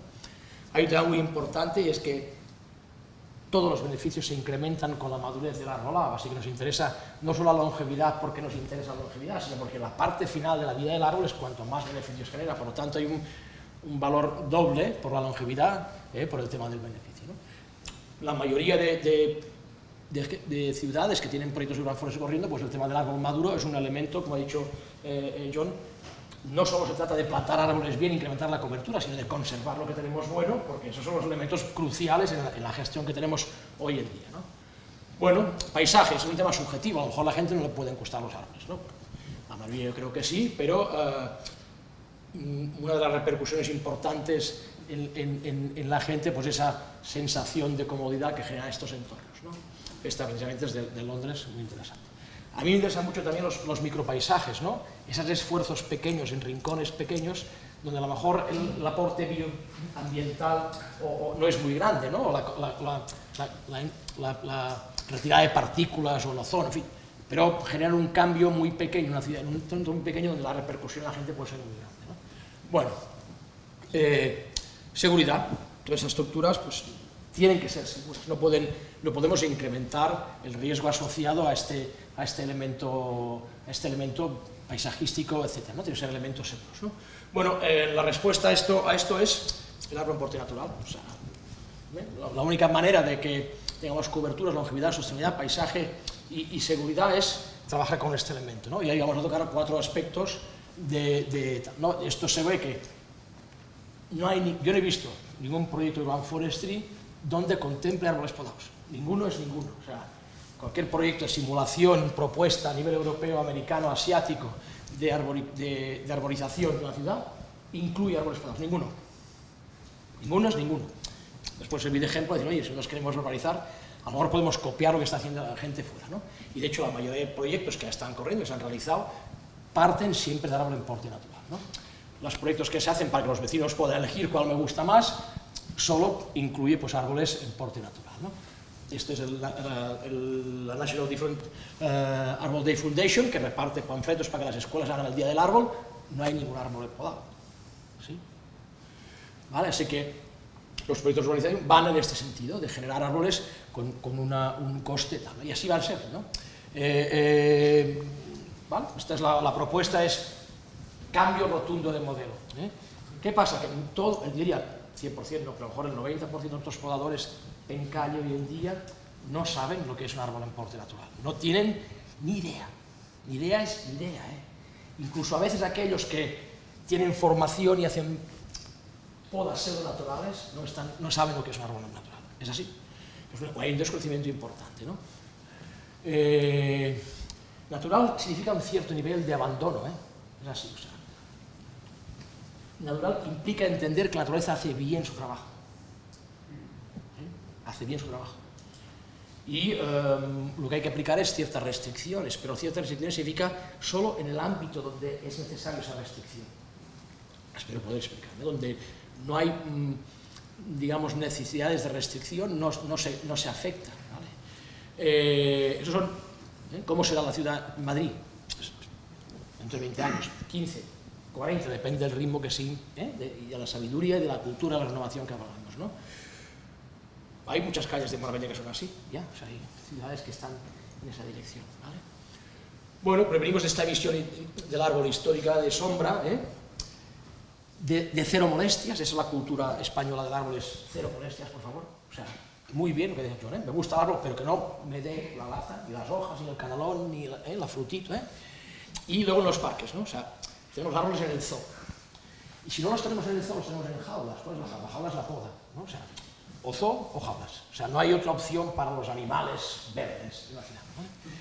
Bueno, o sea, esto es cobertura nula, nula es nula, entonces, este es el árbol, esta es la mejor poda que define la cultura española, que es el árbol cero molestias, o sea, no caen ramas, no es peligroso, las hojas no molestan porque prácticamente no caen hojas en otoño, no llegan al canalón, no tapan las vistas ni el de arriba ni el de abajo, o sea, realmente es el árbol cero molestias, ¿no? Entonces, la poda está fabricada haciendo listado las molestias. Yo os digo, si vais a buscar novia o novio, ¿no? Y hacéis una lista, lo que no quiero que sea mi marido o mi mujer, o sea, no vais a encontrar novia. O sea, si ponéis solo los no, que no, o sea, el árbol tiene, y las personas tenemos una parte bonita que hay que poner primero. Yo quiero que, y luego, hombre, si me da todos los beneficios estos y me da alguna cosa mala, bueno, a lo mejor lo acepto, ¿vale? Pero como empieza por las cosas malas, bueno, ¿no? Pues el árbol urbano, tristemente, solo tiene la lista hecha de lo que nos molesta. Y estas actuaciones que tenemos técnicas que acabamos ejecutando, algunas se basan en una tradición, pero ya está tan separado de la realidad que no sabemos por qué. O sea, había una cosa que hacía que eso tenía algún sentido, pero ya no sabemos muy bien por qué, ¿no? Bueno, sostenibilidad. No todos los árboles que tenemos en España son una mierda, hay árboles que están muy interesantes, pero sí que en general son poco sostenibles en el sentido de que requieren una atención y un dinero, incluso en árboles con bien cuidados, etcétera, ¿no? O sea, no podemos incrementar un modelo de arbolado, de poda, por ejemplo, periódica, porque es insostenible desde el punto de vista económico, ¿no?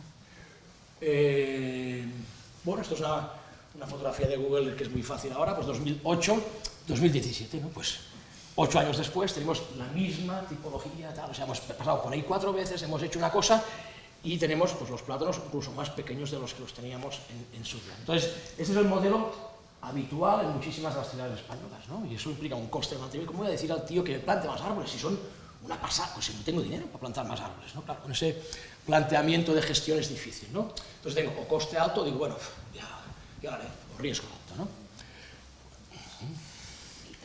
La mayoría de ayuntamientos tienen unos costes de mantenimiento donde la poda se come 60-70% de los costes de mantenimiento. ¿Por qué? Porque, claro, el tipo de población que tengo es de este tipo, ¿no? Si estos son estudios reales sobre costes de ayuntamiento, pues aquí estamos, ¿no? Esto es lo que cuesta podar un árbol en poda pleonal de control, ¿no? Bueno, algunas fotos no son muy buenas, pero me parecen interesantes, ¿no?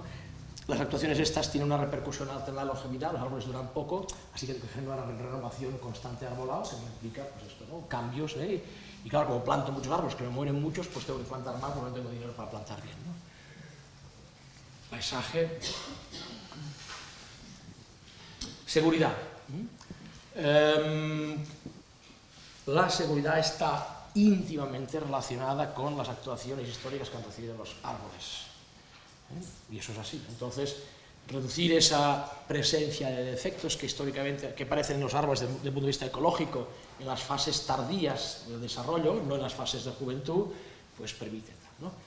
Incluso hay una paradoja extraña, ¿no? Muchas podas que se hacen para frenar la altura no consiguen que el árbol tenga una altura final menor que la que tendría si hubiera crecido de manera libre. O sea, ves muchos árboles con la altura normal de la especie, pero con un montón de intromisiones intermedias, que es dinero tirado y encima un riesgo aumentado. Así que hay algunas actuaciones, o ves proyectos de gestión de arbolado que tampoco tienen mucho sentido, ¿no? Bueno, una foto interesante, ¿no? ¿Qué modelo queremos ir, ¿no? Que tenemos más beneficios en los árboles de la derecha, tenemos más costes en los árboles de la izquierda. Bueno, ¿qué diferencia, qué capacidad tenemos de ir hacia la derecha en vez de hacia la izquierda? No me refiero políticamente, es la cultura de la gente que está ahí, ¿no? O sea, no hay otro cambio, ¿no? Bueno, la introducción que no me he querido alargar mucho. Entonces, al final tenemos que basarnos en el árbol natural. El árbol natural requiere que los trabajadores entiendan dónde se aprende el árbol natural. En el monte, hay que ir al monte. O sea, no se puede aprender a ser un buen arborista estando en ciudad. Ni siquiera te diría en parques, hay que ir al monte a ver cómo los árboles funcionan de manera normal, natural, cómo se desarrollan, etc. Por ejemplo, ¿qué grado de rama seca tiene un pino en la naturaleza? Esa es la que el árbol está preparado a tener, ¿no? ¿Sí? ¿Qué tipo de marco de plantación natural tengo en un bosque no manejado el marco que ese árbol está acostumbrado a gestionar? Entonces, esa información no nos la podemos inventar, o sea, está ahí, no podemos alterarla, porque la naturaleza nos presenta una propuesta, ¿no? Y nosotros podemos, si la entendemos, modificarla, ¿no? Entonces, hay que entender cómo el árbol se estructura de manera interna a través del control auxínico de las yemas, y ese control auxínico fabrica un tal, y que lo que influye sobre el control auxínico son pues la cantidad de nutrientes que tengo, la competencia por la luz. Eso forma parte de una sabiduría que tenemos que tener. Si no, es muy difícil dejar salir al tigre de la jaula si no sé qué va a hacer, ¿no? Porque claro, como un plátano, si lo dejo crecer, se va a convertir en... los tigres muerden, pues prefiero tenerlo en la jaula porque no tengo ni idea de qué hace un tigre fuera de la jaula, ¿no? Ese desarrollo estructural es bastante importante entenderlo un poco, porque las repercusiones de la ignorancia de esto están básicamente en el diseño, ¿no? O sea, yo si por ejemplo de manera artificial doy demasiado poder a la guía, lo que hago es que el árbol sea demasiado alto. ¿Cómo lo doy demasiado poder a la guía? Pues lo hacen los forestales cuando hago podas de realzado para generar un fuste más alto, ¿sí? Si yo lo que hago es hacer un marco de plantación estrecho, estoy eliminando por la luz las ramas bajas, así que voy artificialmente a fabricar árboles más altos de lo que serían por su cuenta. O si hago podas de realzado excesivas, también tendré árboles tipo fuste forestal en la ciudad. ¿Ah? Entonces, y eso, el marco de plantación define cuánta rama lateral podré tener. Entonces, la ausencia de esa sabiduría respecto a esto, pues implica pues, errores o puede tener repercusiones, al menos en el futuro, ¿no? Los árboles solos aislados funcionan de la manera. Los arboristas tenemos un problema porque nos gusta mucho el árbol solo perfecto, ¿no? El que podemos valorar de todos los lados, pero fijaros que el Urban Forest no se llama el Urban Forest de los árboles solos, sino el Urban Forest a secas, que significa el bosque urbano.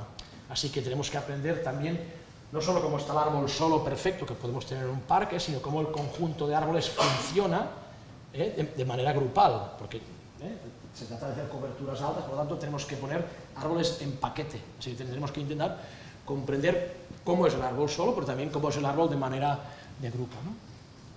Bueno, estas estructuras de árbol solo pues son algo particulares, ¿no? ¿Podemos tener en la ciudad árboles solos? Por supuesto que sí, pero mayoritariamente trabajaremos en árbol en grupo. Pero tenemos que empezar entendiendo qué tipo de fisiología sustenta esa manera estructural de funcionar, ¿no?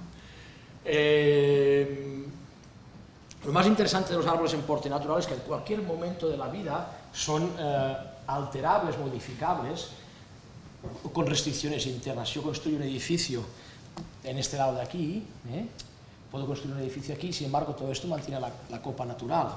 O sea, ¿vale? O sea que no necesita que el árbol tenga que ser perfecto desde el punto de vista geométrico, sino que lo que yo mantenga en el árbol mantenga esa naturalidad. Bueno, este es un árbol de monte, digamos, de zona libre creciendo, y estos son unos tilos creo que es en Ferrol, Coruña, pues creciendo en porte natural, una estructura parecida. O sea, tenemos elementos en la ciudad, muchos de ellos singulares o con relativa singularidad, que tenemos que gestionar desde el punto de vista de su naturaleza real, ¿vale? Pero tenemos que reconocer, si uno mira de lejos un tilo podado, un plátano podado, un olmo podado, muchas veces es incapaz de reconocer de qué especie se habla, ¿no? Es incapaz cuando el árbol deja que se exprese, pues ahí tiene su diversidad, ¿no? De todas maneras hay unos factores comunes, ¿no? Si yo elimino las ramas bajas de todos estos árboles, automáticamente en todos fomentaré el crecimiento apical de la guía, la esbeltez, etcétera, etcétera, ¿vale? Así que hay unos conocimientos que me permiten entender qué pasa, ¿no?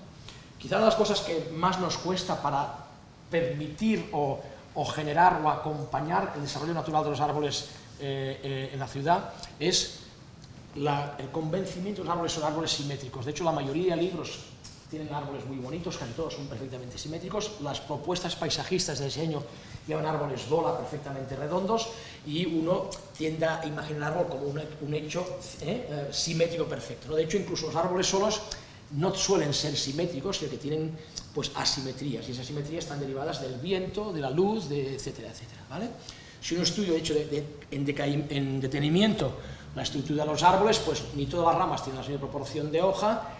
Las ramas principales suelen estar opuestas a la dirección de los vientos, porque eso aumenta la mecánica de tal, y si miro la geometría de la copa, pues tengo que me marca el norte con menos luz, me marca el sur con mayor extensión, o sea que los árboles no tienen una geometría simétrica, sino que son algo que tiene deformabilidad, ¿no? y acaba ocupando el espacio donde es más eficiente para funcionar.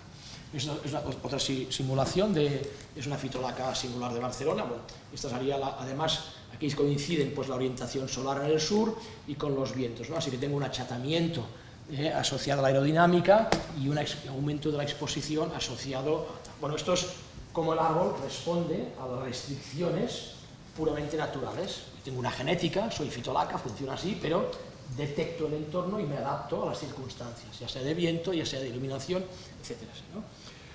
Bueno,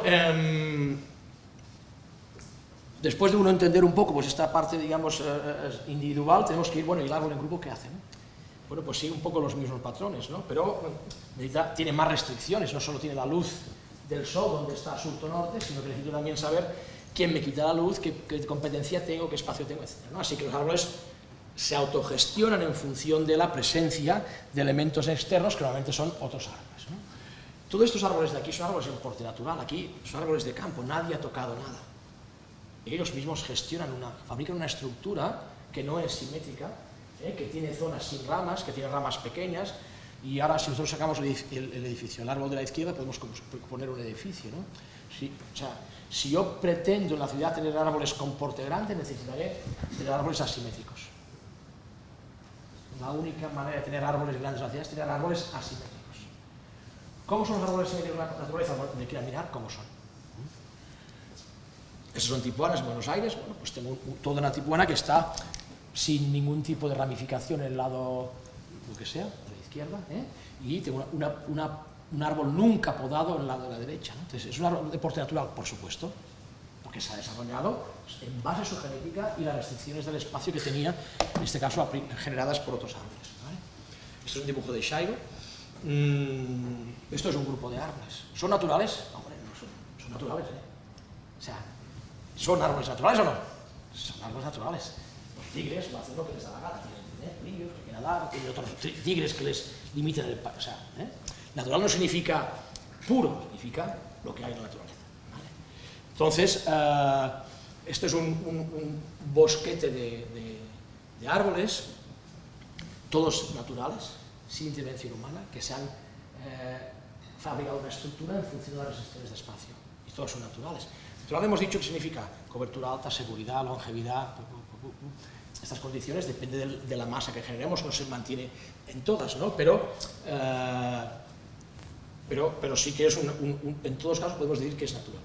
Bien, así que la simetría natural tiene que ser una manera de nosotros entender cómo podemos generar asimetrías en la ciudad, porque nosotros necesitamos usar esta manera de ser del árbol para poder fabricar árboles que cumplan con las restricciones de espacio, que son las más importantes que tenemos, ¿no? Y, de hecho, los árboles tienen esa tendencia, o sea, no hace falta ser un gran podador para convertir un árbol en esto, que es un árbol, digamos, donde hemos minimizado los problemas que podía haber en la ciudad, ¿no? O sea, tenemos un tema de paso de vehículos solucionado, tenemos un tema de fachada solucionado, pero es que este árbol está preparado para hacer eso, porque normalmente hace eso la naturaleza una y otra vez. Lo que hemos hecho es acompañar esa manera propia de ser del árbol y de responder a las restricciones que el árbol tenía. ¿Es un árbol en porte natural? Por supuesto. Oiga, pero es la mitad de árbol. Bueno, es la mitad de árbol, pero es un árbol en porte natural, es perfecto. Estos árboles nunca podados son melia en una calle que se plantaron para mejorar la calidad de vida de la gente. En este caso fue un proyecto muy pequeño, si queréis, de una forestry cerca de Barcelona. Entonces los árboles tienen que ser, pues, mitad de árboles en muchos sitios, ¿no? Esto es una foto de Inglaterra.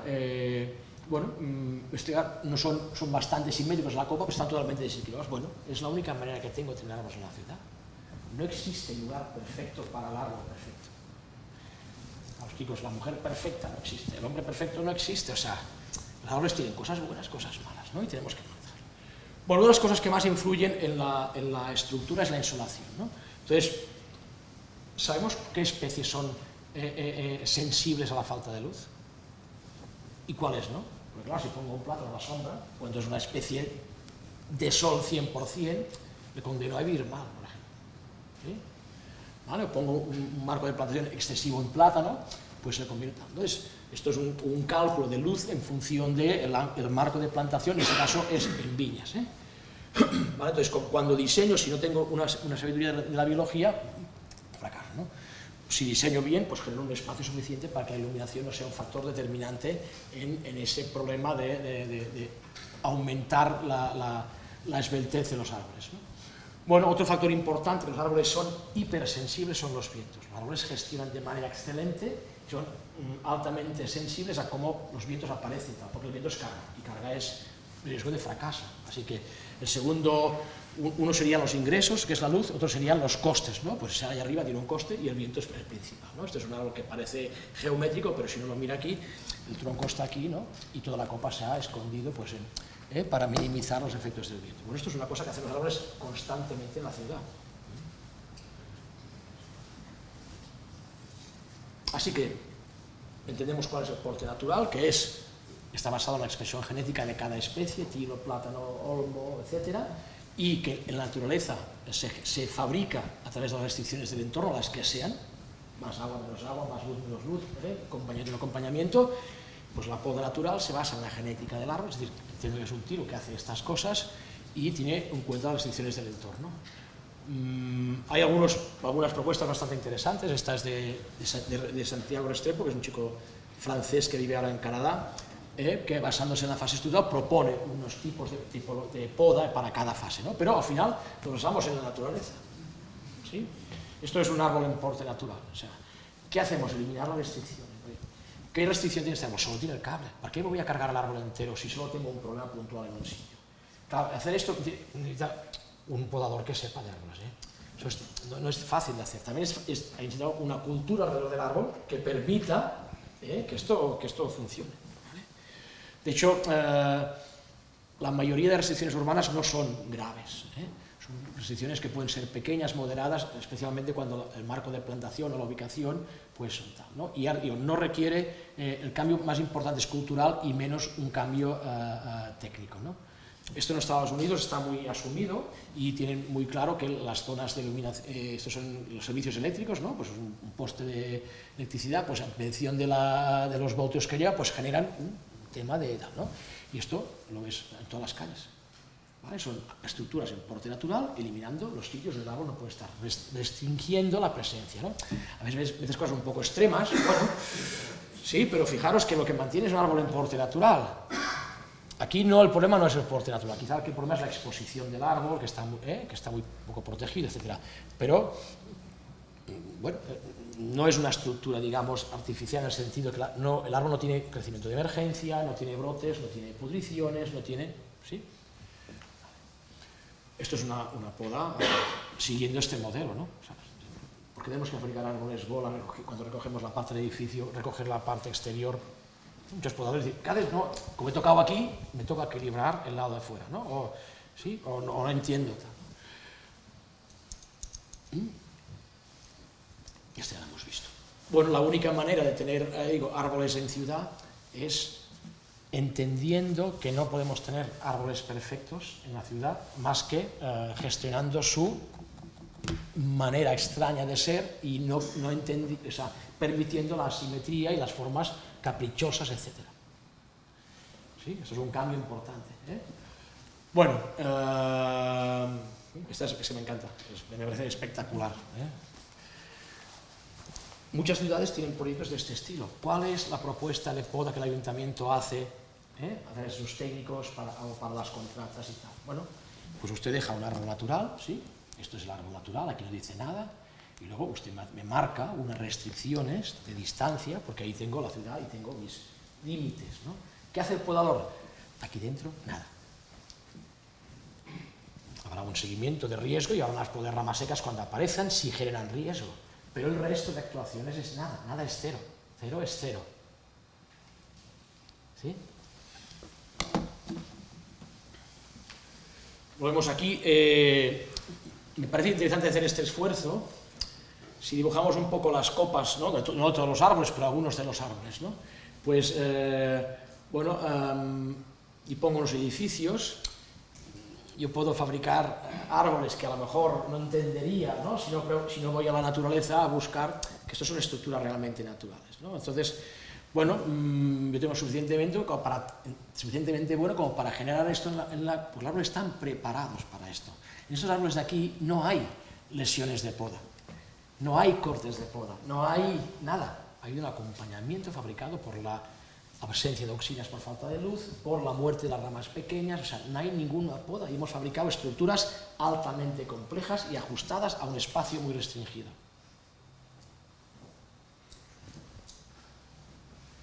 No puede ser que un podador que lleve 10 años trabajando no sea capaz de hacer lo que el árbol hace solo. ¿Sí? O sea, el árbol hace solo, ¿eh? Podríamos decir, parece un podador, hombre, pero el podador lo hace cuando toca, y tal, lo hace en previsión, tal, el árbol es más, ¿no? Si quiero tener árboles aquí, necesito entender esos procesos de cómo el árbol está en espacios pequeños y cómo se gestiona y cómo tal, para que yo pueda tener árboles y hacer cambios pequeños en pequeños, ¿no? Que sí, que no. Bueno, podas de formación, no sé cómo voy de tiempo, si cuando llegue la hora me decís, ¿eh? Podas de formación, esta es una buena propuesta de Shaigo, ¿no? Cuanto más joven es el árbol, mayor carga de poda puedo fabricar, ¿no? Y una mayor aceptación de poda, ¿no? Tampoco hay que pasárselo, pero bueno, no es lo mismo sacar el 60% en un árbol grande que en uno pequeño. Bueno, un árbol grande lo puedo realmente meter en un problema, digamos, de continuidad, y un árbol pequeño puede a lo mejor responder de manera importante, ¿no? Bueno, a ver qué dosis estamos haciendo en árboles jóvenes, etcétera, ¿no? Algunos de los textos serán cambiados, este no lo tengo cambiado, etcétera. Bueno, para tener árboles de futuro es esto, tengo que estar... ¿Qué hace el árbol? Constantemente sintiendo la información del entorno. No hay luz, vale, esta oxígeno no funciona, esta rama va a morirse, porque si no hay luz, ¿para qué crezco, no? Entonces, nosotros tenemos que sustituir la información que el árbol recibe día a día, constante, para fabricar una estructura que funcione, ¿no? Y el objetivo es esto, ¿no? De ese árbol pequeño, ¿cómo lo acompaño para convertirse en un árbol grande con el mínimo de restricciones de espacio? Aquí cuando viene un poco el lío, ¿no? Yo os diría, hombre, no sois todo lo que os digan los libros, ¿no? Porque, por ejemplo, mi modo de ver, muchas de las ramas laterales que sacamos, el árbol las tiene ahí y no son inútiles, ¿no? O sea, tenemos a veces un afán de perfección en la naturaleza. Es que los plátanos son así, y les sobra las cruzadas. ¿Cuántos pliegos de condiciones ponen sacar cruzadas? ¿Sí? Si una fitolaca le quitas las cruzadas, se rompe al día siguiente, porque necesita tener una red de ramas rozándose para ser segura. Le pasa lo mismo a los pinos, a los cedros.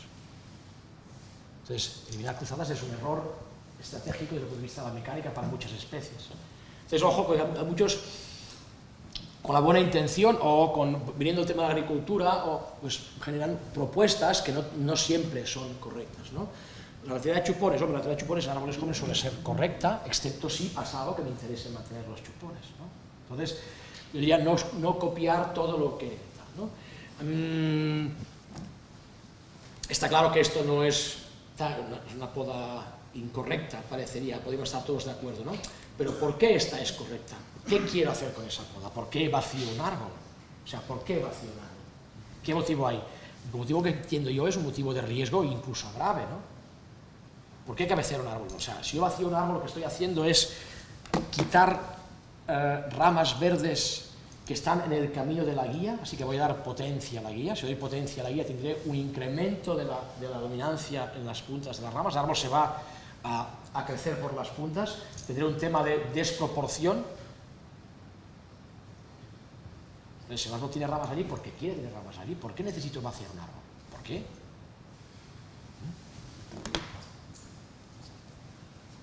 Bueno, en podas de formación, la idea es progresivamente ir eliminando ramas, haciéndolas cuando toca para que las ramas no sean muy gruesas y podamos generar el mínimo de heridas hasta llegar a ese valor de altura donde ya, digamos, las restricciones de gálibo están superadas, ¿no? Tenemos que entender que hay una copa temporal y una copa definitiva, ¿eh?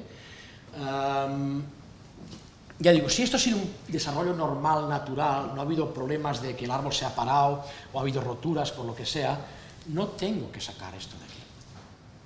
O sea, yo no tengo que meter mano a todos los árboles. Si el desarrollo que se está dando es un desarrollo normal, esto es un señor tilo y está haciendo de tilo, y no hay problemas derivados de vivero por pérdidas de guía o por lo que sea, no necesito meterle mano al tilo.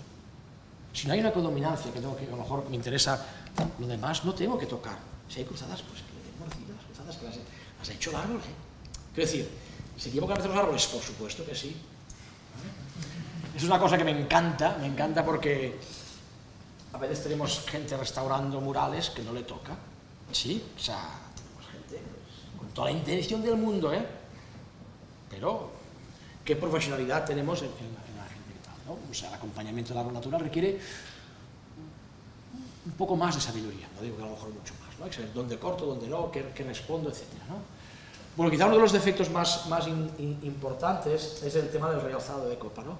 Eso muchas veces es culpa de una mezcla entre la necesidad política de podar y la protección del técnico de no tocar mucho las copas, ¿no? Entonces digo, no quiero estropear el árbol, pero los vecinos me piden tocar, entonces cuando mando un podador a un sitio que no hace falta, lo que hace es refaldado y limpieza interior, ¿no? Porque claro, algo tiene que hacer allí. Entonces, cuando yo no tengo un plan de gestión correcto de cuándo tengo y por qué tengo que hacer las cosas, y mando un tío a un sitio que no hay nada que hacer, barre la casa. Entonces, barrer es refaldado, subo un piso y por dentro. Eso es lo que hacen. Entonces, eso genera una estructura pues artificialmente poco correcta, y eso ha evolucionado en el tiempo y significa riesgo, menor longevidad, etcétera, etcétera, ¿vale?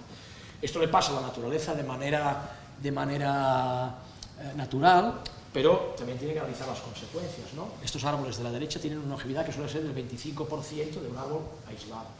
Entonces, si yo quiero dar la longevidad a mis ejemplares, intentaré pues, que no convertirlos en estructuras de este tipo, ¿no? Bueno, esto es una cosa que se ha hecho históricamente, no es una cosa de ahora, pero estos son árboles actuales, es un tipo de poda porque la luz, que es lo que decíamos, ¿no? Me gusta el árbol, pero que no dé mucho por esto. Entonces, la jaula. Y incluso en árboles con cierta naturalidad, tenemos árboles que están afectados por esta tendencia a limpiar, realzar, limpiar, realzar. Si no hace falta que venga el año que viene, pero los vecinos se quejan, entonces ¿qué hago? Limpio y realzo, ¿vale? ¿Sí? Bueno, aquí hay una cosa interesante que tenemos que saber sobre los realces, que hay una sensibilidad mayor, luego lo veremos un poco más, ¿no? A la rotura, ¿no? Estos son los vientos críticos en función del ratio de esbeltez. Así que, si hablamos de seguridad, el hecho de modificar, alterar de manera artificial la proporción altura-diámetro de los árboles cambia el riesgo de rotura. Quizá no hablamos de riesgo, ¿no? Pero todos los cálculos de riesgo se basan en decir, bueno, el coeficiente básico de seguridad es este, ¿cuánto he perdido con ese defecto? Vale, los árboles esbeltos tienen un coeficiente básico de seguridad de caca, ¿sí? Un árbol muy estrecho no acepta ningún tipo de defecto, un árbol más ancho acepta más tipos de defecto, así que el coeficiente de seguridad de los árboles esbeltos es mucho menor, ¿no? Esta es una tabla conocida de Matec. Estos son árboles en buen estado, estos son roturas asociadas a altos vientos a partir del coeficiente de esbeltez, a partir de 50, ¿no? Entonces, bueno, hay unos límites conocidos de qué es esbeltez sin defecto me fabrica rotura, ¿sí? Este es de americano, no me acuerdo, me saldrá el nombre, pues también, ¿no? Son palos o árboles del mismo diámetro, ¿no? Con distintas alturas, ¿no? Pues, ¿cuál es el viento crítico en función de la altura y con ese diámetro? Pues yo sé que a partir de, claro, tenemos que, son millas por hora, pero a partir de estos valores, pues tengo ya, digamos, una cierta sensibilidad a cualquier tipo de viento. ¿Vale? Eso sería cambiando, o sea, manteniendo la altura y cambiando el diámetro, ¿no? Pues, hombre, uno de los trabajos que tiene que hacer el podador es entender qué ramas, no solo se trata de árboles, ¿no? Pueden tener un coeficiente de esbeltez interno incorrecto, ¿no? Debido a esa presencia, el árbol intenta a veces sobrevivir y desarrollar esbelteces excesivas y esto forma parte del tal, ¿no? Esta foto que me parece extraordinaria, esta es de Neville Fay, esta la conocerá John seguro. Neville, bueno, de hecho se usa muchas veces para explicar un proceso que se llama retrenchment, ¿no? Atrincheramiento, ¿no? Pero en este caso no es un retrenchment natural, esto es un árbol que ha estado podado durante mucho tiempo para coger ramas verdes para alimentar el ganado, ¿sí? Así que tengo una poda artificial, la misma que hacemos en la ciudad, limpieza interior refaldado, limpieza interior refaldado, y tengo esto. En las ciudades muchos árboles son este tipo de estructura. Cuando este árbol lo dejan solo, después de 100 años dice, uff, por fin, ¿no? Entonces fijaros dónde quiere estar el árbol, dónde tengo el árbol. Evidentemente, esto es un árbol aislado, tiene luz por todas partes, ¿no? Pero fijaros lo que tenemos en la ciudad, ¿eh? Esto, el piso interior realzado, el piso interior refaldado, los árboles aquí. Pues claro, el vecino del segundo, el del tercero, el del cuarto, y luego, pues quieren ver el mar, se han comprado un piso y quieren ver el mar, ¿no? Entonces, claro, el árbol quiere estar aquí. Entonces, esta es la estructura ideal del árbol en ese entorno. Y lo hace solito, ¿eh? O sea, tengo que, más que no meterle mano. El marco de plantación hace que a veces esto sea un poco difícil, ¿no? Y realmente estos marcos tan intensos que a veces generan alineaciones muy singulares, ¿no? Se ve, estamos en Vitoria, en la senda de Vitoria, es una plantación de 40 metros, que está a 3 metros de distancia, o 4, ¿no? Bueno, es una calle espectacular. Bueno, la longevidad de esa calle es algo menor que si los árboles estuvieran más espaciados. Bueno, yo puedo jugar con esto, ¿no? Este tipo de estructuras tienen una longevidad, pues digo, 25%, 20%, solo derivada de la cantidad de hoja que tengo yo asociada a mi estructura, ¿vale? Porque los ingresos del árbol son las hojas. Si estamos tantos, la luz que toca por árbol es miseria y compañía, ¿sí? La senescencia tiene uno de los problemas que tiene, pues un tema de incremento del riesgo, ¿no? Porque las ramas secas se mueren, pues acaban cayendo, etc. ¿Vale? Así que esto es lo que Francis habla de la timidez de los árboles. Yo no estoy muy de acuerdo, pero es una cosa que uno puede ver. Para mí esto sencillamente son movimientos de viento asociados a la esbeltez, porque de hecho la timidez el árbol es más tímido cuanto más esbelto es, porque el viento le machaca más, ¿no? Y aquí, pues, ¿no? Este es un árbol muy tímido porque, como es el más fino del grupo, va golpeando a los 4 costados y fabrica un espacio, ¿sí? Esta foto es muy interesante porque estos árboles solo se aguantan si están con, ¿sí? Solo se aguantan si están con, son árboles rebaño. Entonces, hay que tener un refrán que a mí me gusta, que me lo he inventado, que las ovejas solas se las come yo. O sea, si tengo un árbol rebaño y lo separo del rebaño, es carne de cañón, ¿sí? Entonces, pensado que estamos hablando de urban forest, significa bosque urbano, o sea, estamos trabajando de árboles, oveja, rebaños. Entonces, ¿qué nos debe quedar mucho miedo? Dejar cosas solas, separar, disgregar, porque su estructura está basada en estar protegido, en estar acompañado, no tener vientos, fijaros, estos árboles frenan el movimiento de esta copa. Pac, pac, pac, pac, ¿sí?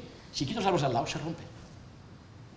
Por además tengo un coeficiente de esbeltez excesivo porque estoy en un marco de plantación muy estrecho. Entonces, si tuviera una esbeltez menor, este árbol a lo mejor no bailaría, porque como sería más cónico, más robusto, el viento no lo haría bailar. Entonces mi marco de plantación me genera menos esbeltez y me permite árboles más seguros, pero si tengo eso, tengo que saber cómo gestiono la poda de esto. Hombre, y digo, es que aquí tiene un honguito, y claro, a lo mejor será peligroso ya, pero como saqué el de al lado se mueve el doble, porque no está el de al lado. Entonces, ojo con meter mano en rebaños, porque la disgregación cambia los vientos, los movimientos, y eso genera gran cantidad de roturas, ¿no? Este caso es un árbol, hombre, este árbol ¿qué ventaja tiene? Que nació cónico, así que baila menos, porque nació siendo un árbol normal, ¿no? Entonces es bastante cónico, pero bueno, esto es un árbol, digamos, con una esbeltez excesiva, etcétera, ¿no? Este es un árbol de Aranjuez, del Patrimonio Nacional, que yo predije que se caería hace 14 años, sigue allí, o sea, es un árbol esbelto, que teóricamente tal, o sea, y, o sea, uno no siempre acerta, ¿no? Pero es un árbol con una altura sensible a los vientos, porque sin defecto, ¿vale? Bueno, este tipo de, esto es muy yankee, ¿no? Pero los árboles esbeltos tienes cualquier cosa les afecta, cualquier cosa les afecta. Entonces, ojo con esa tendencia que tenemos de ir el primer piso, bueno, el segundo piso, y ves a menudo, pues, plátanos realzados hasta 15 metros, 12 metros, 14 metros de tronco libre, y luego 6 metros de copa. ¿Vale? Esto tiene una repercusión mecánica, una repercusión en movimiento, un disgusto del árbol. ¿Vale? Estas son roturas asociadas a esbeltez excesiva. ¿Vale? No hay defecto, ¿eh? No, es que he hecho un estudio mecánico y me ha dicho que esos pinos están todos, no hay pudriciones, no hay ya es igual, que es un tema de manera de ser. ¿Vale? Esto le pasa a los árboles podados, abandonados, independientemente del entorno, porque ellos mismos son los que se hacen competencia interna. O sea, no necesito un marco de plantación excesivo para generar una estructura esbelta, me basta tener excesiva gente dentro, o sea, mi rebaño va todo muy pegado, entonces vamos todos muy molestos, ¿vale? Así que todas las estructuras de árboles podados y abandonados tienen un coeficiente de seguridad de rotura en ejes bajo, ¿sí? Porque el porcentaje, o sea, lo que aguanta la palanca, cuando más estrecho, como la palanca es la que es, pues menos aguanta, ¿vale?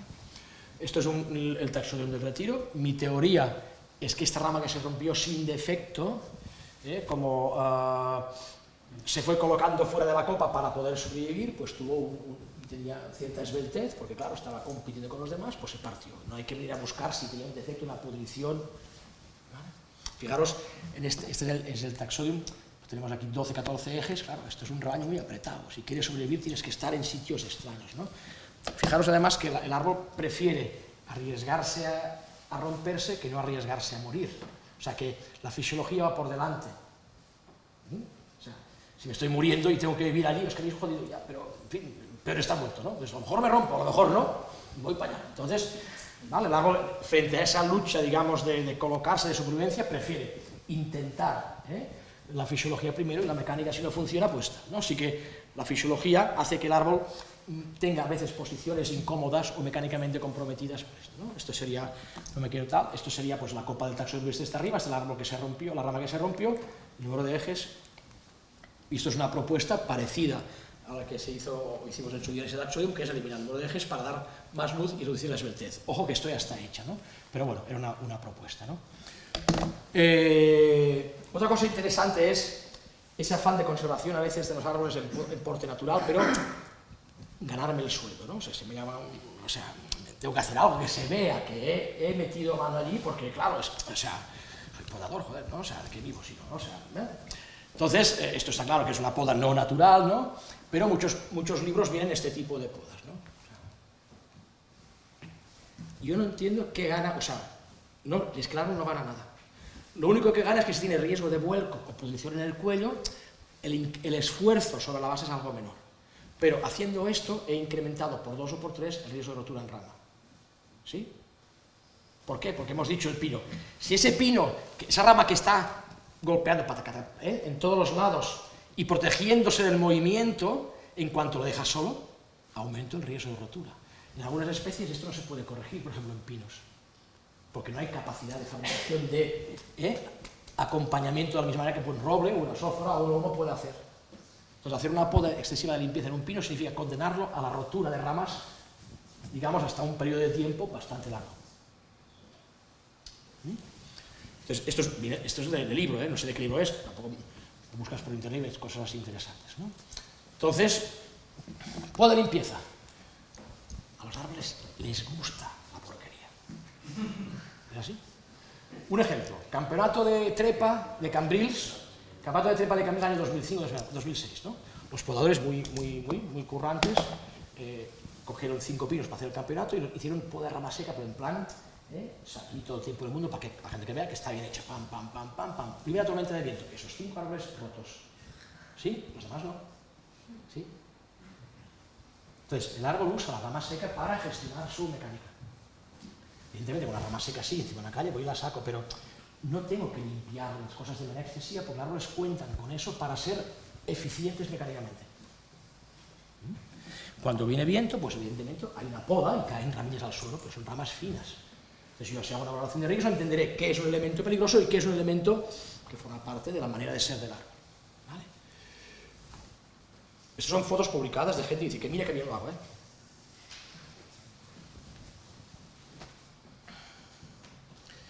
O sea, ya digo, si hay un tema de riesgo que había que ver, yo no sé si es un tema de riesgo del cuello, de pudrición, de rotura, la poda derecha no tiene sentido. No tiene ningún sentido. Ningún sentido. ¿Para qué hago eso? ¿Sí? Es una poda pseudonatural, en el sentido que mantengo la estructura.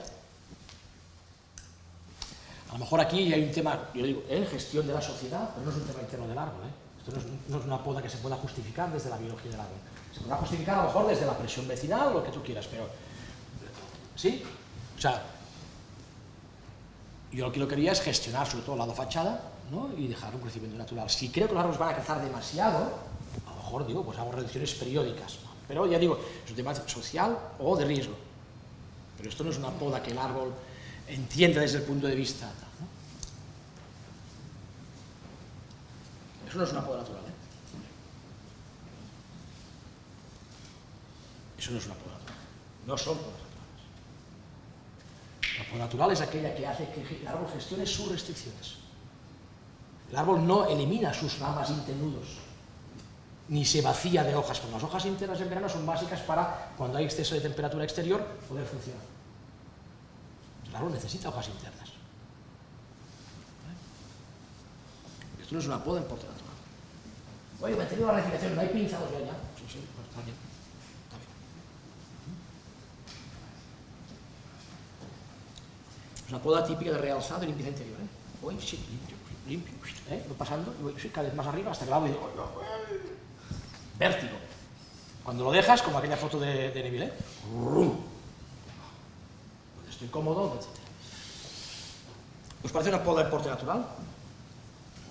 ¿Os parece una poda correcta? Es un desastre. Para mí es un desastre, como propuesta. Porque esto es un árbol que estaría completamente compacto.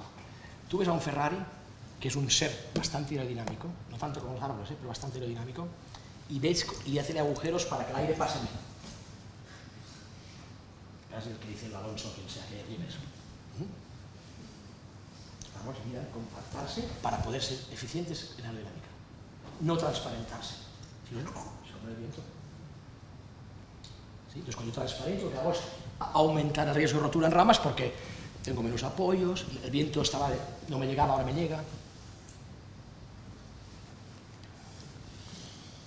Bueno, la capacidad aerodinámica quizás es el aspecto fundamental en la gestión de la propia estructura, ¿no? Es una cosa que el árbol busca, está diseñado para ser aerodinámico y fabrica todas las estructuras pensando en eso.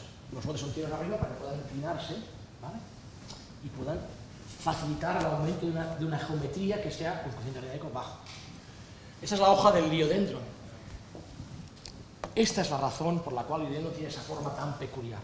Es la hoja más aerodinámica que existe en la naturaleza. Y es así porque cuando hace mucho viento se transforma en un tubo perfecto cónico. Entonces la forma del liodendro es una forma aerodinámica. Si digo, es que a mí no me gustan, ¿sabes qué? Las veces cuadradas, porque la hoja no me gusta así, voy a hacerla triangular, porque me parece como más árbol, ¿no? Así, no, así, no. Me cargo la aerodinámica del árbol. Es así porque hay una razón aerodinámica que explica que facilita grandes hojas, gran capacidad de obtener energía sin ser una carga al viento. Esto tenía que explicarlo Frank Ring, creo que son fotos suyas, si no tiene unas parecidas. Este árbol que está podado tiene una inclinación mayor al no podado respecto al viento. Entonces, esa cosa que tenemos, no, es que el árbol, si lo vacío, si lo limpio, si lo... ¿Sí?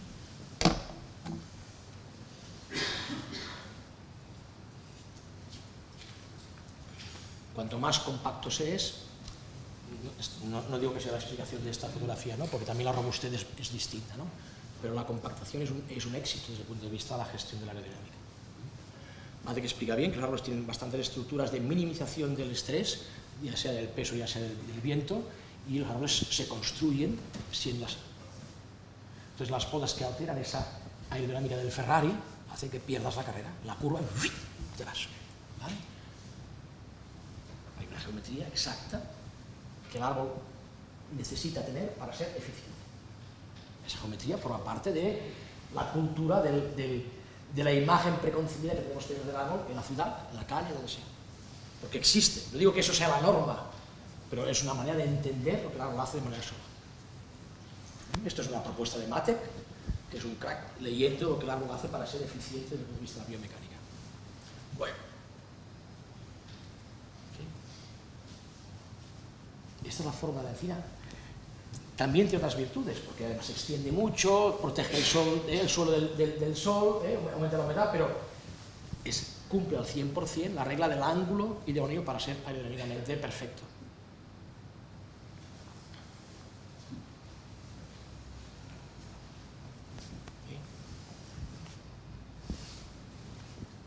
¿Cómo gestiono mis alineaciones? Las alineaciones son esto, un rebaño, donde el primero recibe el viento, el segundo menos, el tercero menos, y puedo estar sacando la cabeza a medida que recibo menos impacto.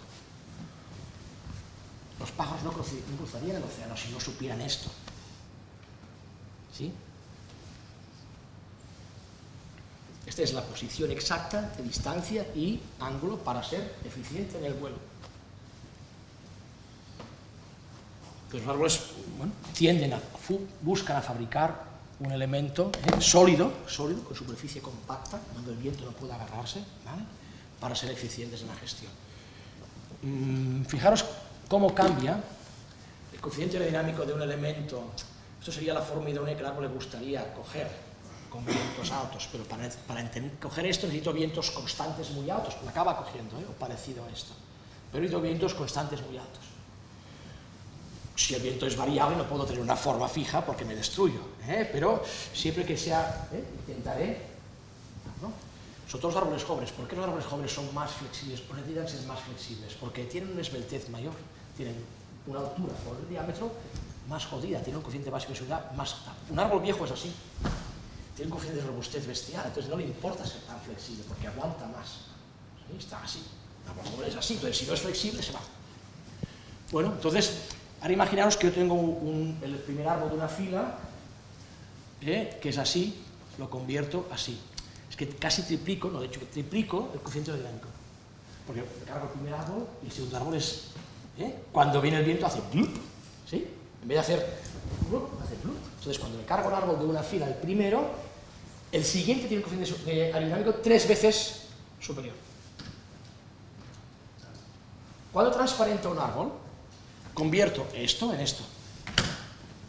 Hombre, transparento muy mucho no, pero ciertas dosis de transparentamiento lo que hacen es incrementar el nivel de nivel.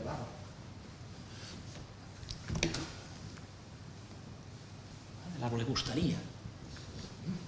¿Cómo es así? ¿Qué es así? ¿Qué os recuerda esto? ¿Qué árbol es así? ¿El pino piñonero?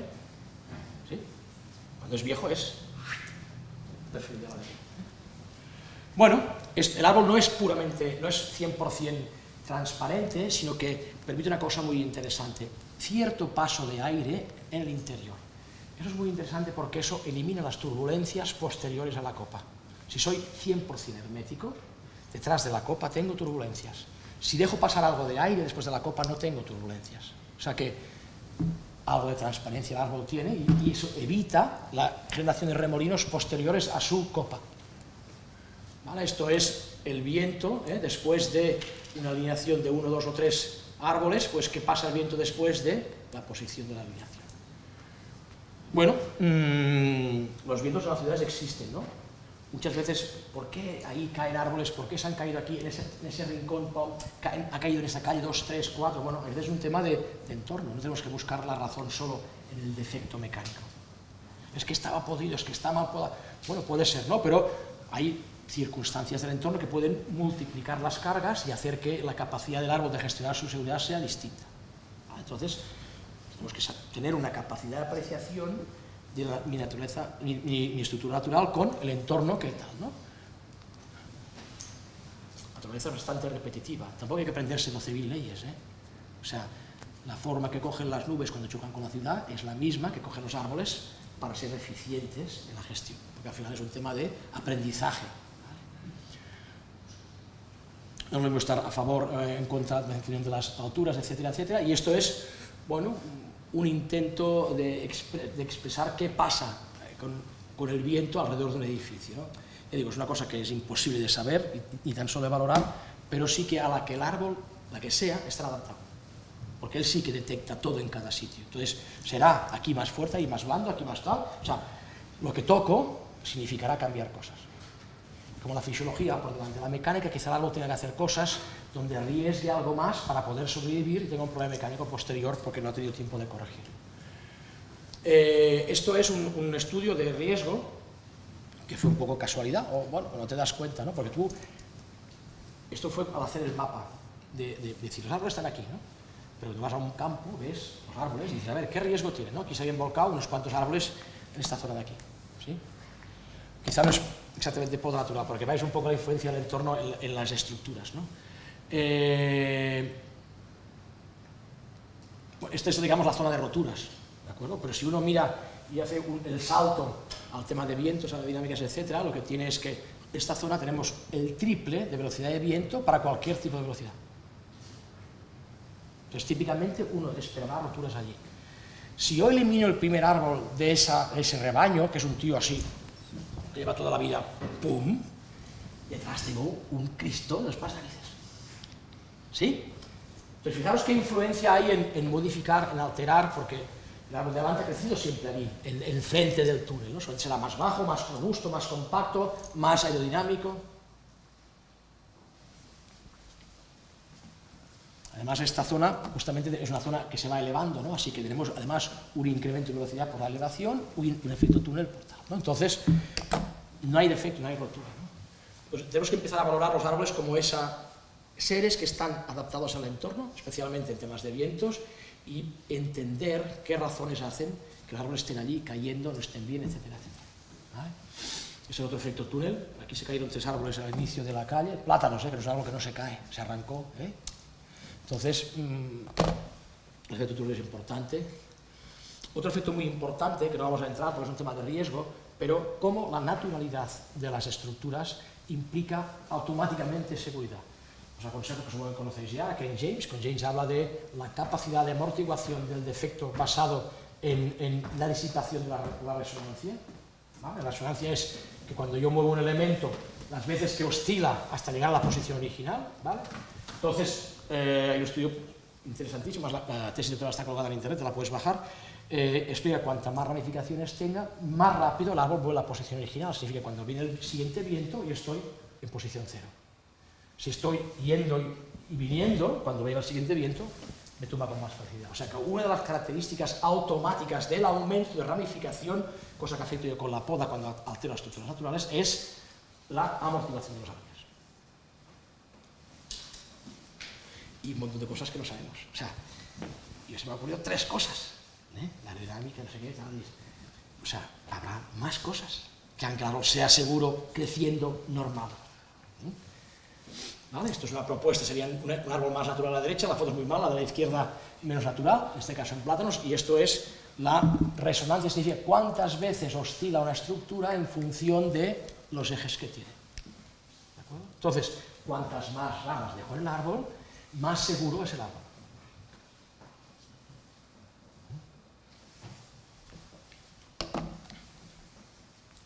Más seguro no, perdón. Menos resonante es el árbol, que es una de las características de menor sensibilidad a los vientos, por ejemplo. Las palmeras, que son hiperresonantes, porque tienen muy pocas ramas para amortiguar la oscilación, la única manera de sobrevivir es ser muy flexibles, porque van a tener que comerse los vaivenes seguro. ¿Vale? Entonces, la estrategia de no amortiguación implica alta flexibilidad. Vale. Bueno, sí que se dan a veces, estos son árboles de ciudad, pero sí que se dan a veces errores en el diseño estructural de los árboles. Estos serán provocados por podas o marcas de plantación que yo tengo que aprender a corregir, ¿no? La naturaleza no es perfecta al 100%, ya digo, la fisiología pasa siempre por delante, la mecánica va detrás, a veces no llega a coger a las necesidades de supervivencia y implica pues estructuras peculiares, ¿no? Entonces, si los productores hacen falta, si hace falta evaluadores, o sea, no hay que dejarlo todo, pero digamos que la manera de verlo es que el árbol sabe mucho ya y lo que tengo que saber cuándo se equivoca y por qué se equivoca. Y eso se está muy atento sobre todo a los cambios, ¿no? Esta es una rotura de un roble debido a un exceso de lateralización por la competencia de E que me obliga a ir muy, muy lejos, ¿vale? Entonces, ¿no? Esta foto me parece alucinante, ¿no? Fijaros cómo veis los árboles y las casas aquí, ¿no? ¿Quién sabe de gestionar la nieve aquí? ¿Quién sabe? ¿No? O sea, ¿quién sabe? ¿Sí? Es bestial. ¿Sí? Pues el árbol gestiona los vientos, las luces, las cargas, ¿da? De la misma manera, con esa eficiencia, sin que tú, a lo mejor, ni te des ni cuenta, ¿no? Así que, bueno, hay yo creo que un mundo chulo, bonito para entender, ¿no? Esto lo hemos visto antes, esto ya en el tiempo, ¿no? O sea, o no. Bueno, esa freno de la velocidad del viento es lo que genera el efecto rebaño. Aquí tenemos la zona de no viento, digamos, ¿no? Así que el árbol siguiente puede, fijaros, este es el ángulo que Mate describe, ¿vale? Le falta el pico porque es una pared, es una simulación, pero aquí es donde se sitúa la siguiente población. O sea, cuando yo tengo una alineación de una caña, especialmente si tengo favores de viento, tengo esa curva de crecimiento. Puede ser más, puede ser de menos, ¿no? Si la tengo podada no veré nada, pero una cosa homogénea, pero si el árbol se exprese de manera normal, tendría una curva de crecimiento, pues eso hay que saberlo. Y esto es una lenticela aerodinámica aplicada. ¿Por qué los pinos están ahí? Si están fuera tienen más luz, ya, pero estar fuera es jodido. Entonces, ¿vale? Necesito estar colocado en una posición porque eso es excelente desde el punto de vista de la eficiencia. Si yo corto un árbol porque me parece peligroso o no me gusta o lo que sea, lo que hago es estropear el conjunto. Si podo las ramas secas, ya que las ramas verdes empiezan a moverse más, voy a fabricar roturas en ese, agujeros en el carenado del Ferrari. Pues que las ramas secas están ahí por algo. O al menos el árbol está suficientemente adaptado a las ramas secas como para tenerlas ahí. Si las quiero sacar, tengo que sacarlas muy despacio, suavemente, un porcentaje pequeño, ¿no? Y son las que estén asociadas al riesgo. ¿Vale? Antes hemos visto fotos de árboles individuales, ahora estamos viendo fotos de grupos, exactamente la misma, ángulos de seguimiento, aquí tendríamos los mismos. Y esto es un hecho que hay que constatar, porque cuando uno hace actuaciones en urban forest, es decir, en bosques urbanos, estas leyes de rebaño están cumpliendo, ahí están los ángulos, ahí están los frentes de ataque, están las zonas de impacto, entonces ahí tengo todo expresado, no puedo alterar las cosas de manera normal. Tengo unas zonas, digamos, no digo que sea el ángulo perfecto, ¿no? Pero, ¿vale? O sea, hay una geometría que la naturaleza adquiere para ser eficiente. Si yo no sé de nada de eso, podo, toco, muevo, cambio, y lo que hago es, coño, se han roto los árboles. ¿Qué pasa? ¿Vale? Esta es una poda de propuesta de... Esto es un colegio, ¿no? Que los padres están todo el día, es que los árboles son muy altos los árboles, ¿no? Lo que decía Joan, ¿no? Y tienes que explicar, no, pero son seguros, lo que cae es muy pequeño, tal, en fin, tal. Entonces, bueno, hay una poda constante porque es 25. Bueno, ¿qué se busca? Pues esto es como está, esto es como se transforma, buscando una línea aerodinámica donde no haya cosas que salgan, donde el viento pase, no se agarre nada. ¿Sí? Esta es una experiencia interesante. Esto es... aquí se tala un árbol y es por muerte, por tal, o sea, a veces pasan cosas, no siempre la culpa es que seamos malos, ¿no? A veces se corta un árbol o se cae por la tormenta a lo mejor, ¿no? Y empiezan a haber roturas aquí, ¿no?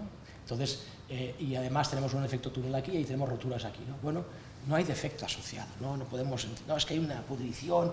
Muchas veces estas ramas se clasifican como summer rainstorm, ¿no? Que es la caída de verano, porque cuando tenemos ni puta idea, pues es verdad que en el verano hay una pérdida de urgencia, pero esto es asociado a ramas excesivamente esbeltas, poco cónicas, que han sufrido una desertación progresiva, ¿no? Me cargo el primero, el segundo más, el tercero más, o sea, y hay un efecto dominó debido a una actuación que pasó hace 2 o 3 años, ¿no? De hecho, muchos de los accidentes mortales se dan en ciudades donde hay estudios de riesgo, pero son cosas que uno no se da cuenta, ¿no? Por ejemplo, un plátano en Francia mató a 13 personas hace tal, y lo que pasó el año anterior es que hubo una tormenta muy bestia que eliminó todo el arbolado alrededor del plátano. El plátano era un señor árbol singular, porque tal, no sé qué. Estaba perfecto, sí, solo que se desadaptó. Entonces, el año siguiente, la siguiente tormenta, el siguiente, ¿vale? Se cargó a 13 personas. El árbol estaba bien, ya, pero había una inexperiencia de la dureza del entorno porque había estado siempre protegido por el efecto rebaño. Bueno, estos son roturas sin defecto de estos cedros de antes, ¿vale? Esto es una propuesta de reducción para minimizar esta progresiva aparición de roturas asociadas a la aerodinámica, a la pérdida, en este caso, aerodinámica. ¿Vale?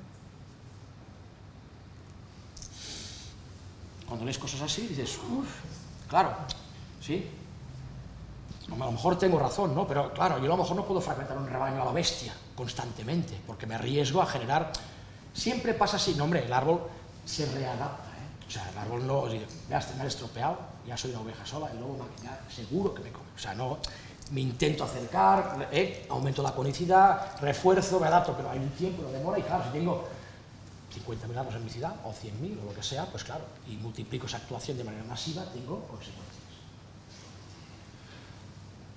Vale.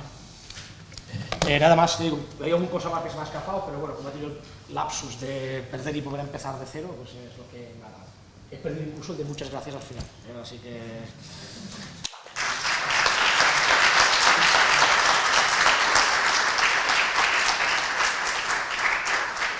Pues bueno, muchísimas gracias por tu charla, tu conferencia, sobre todo teniendo en cuenta, como hemos dicho varias veces, que has tenido que terminarlo ahí corriendo, casi empezarla y terminarla corriendo, ¿no? Pero vamos, yo creo que ha sido abrumador en cuanto a imágenes también para ilustrar todo lo que querías contar, ¿no?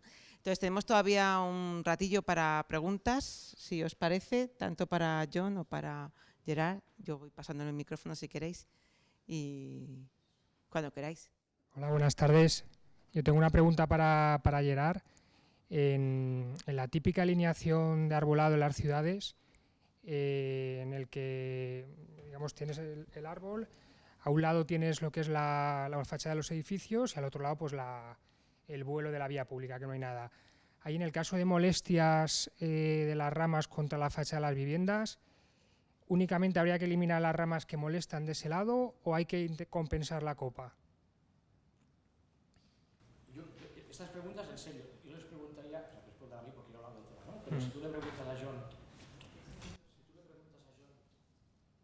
¿qué tipo de poda hacen en el día a día en sus árboles? O sea, lo que os expresará es que al final lo que hacen es gestionar las restricciones, las molestias básicas que más están definidas. O sea, los árboles pueden ser asimétricos, de hecho son asimétricos. No tengo obligación de compensar estéticamente o de readaptar cosas. O sea, si tengo dos cubos, uno a cada lado, y dejo uno, o sea, ya descanso, ¿me entiendes? O sea, no necesito dejar el otro para no caerme. Hombre, si el árbol es grande, también, pero el árbol creciendo puede adaptar eso. O sea, que realmente, ya digo, es una pregunta a lo mejor de preguntar qué tipo de poda se hace en Londres, pero también en otros países de Europa, es una poda de mínimos. Mínimos es un listado exacto de las molestias aceptables, o sea, que no veo el mar no es una molestia aceptable, que las hojas caen en mi jardín no es una molestia aceptable, las aceptables y se limitan a eso. Y el resto se hace que el árbol haga lo que tiene que hacer. Y le da un poco así como, porque si no, para decir, el árbol lo hace bien, ya me iba a casa y ya está, ¿no? Pero para dar explicaciones de cómo el árbol lo hace tan bien, ¿no? Pero al final no hay que hacer nada más. Que siempre hay esa tendencia a intentar compensar para que esté como más equilibrado, quizás no sé si es la típica creencia popular, pero se actúa en muchos sitios así. Sí.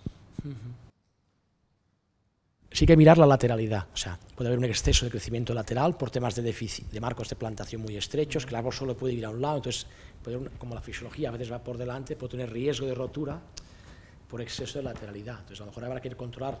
Controlar no significa machacar, significa controlar, evitar crecimiento excesivo en lateral, pero si hago un buen marco de plantación, que el árbol no tiene que ir a buscar la luz, sino que la luz llega a él, entonces no necesitaré ese crecimiento lateral tan bestia, ¿no? Entonces en ese caso no, a lo mejor pumila, que se va mucho lateralmente, pero de manera normal un árbol bien plantado no necesita mucha cosa.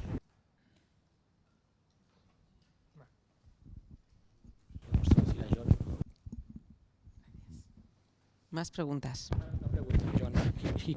He asked if we prune the side of the buildings, also the side of the... ¿Puedes hablar un poquito más alto? Es que Bueno, le estoy traduciendo la pregunta. Estoy traduciendo la pregunta de... What do you say? I wish I knew what you said now, because Okay. no, I think we try and They ask find. about if you have to put also the free side. If we, Not to the same extent, I don't think. Maybe sometimes it depends on the species, on the condition of the tree. It depends on many factors. But we only prune what we have to prune to try and keep the tree in a good condition as possible. So not necessarily the exact same on both sides, but sometimes yes, you do need to balance it a little bit. But it varies from tree to tree. Is the answer.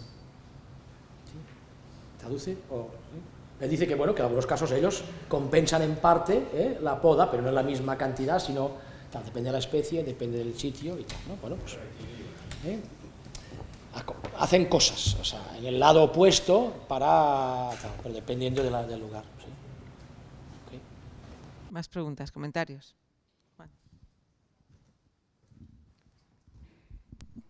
Un agradecimiento a los dos. Thank you for being here.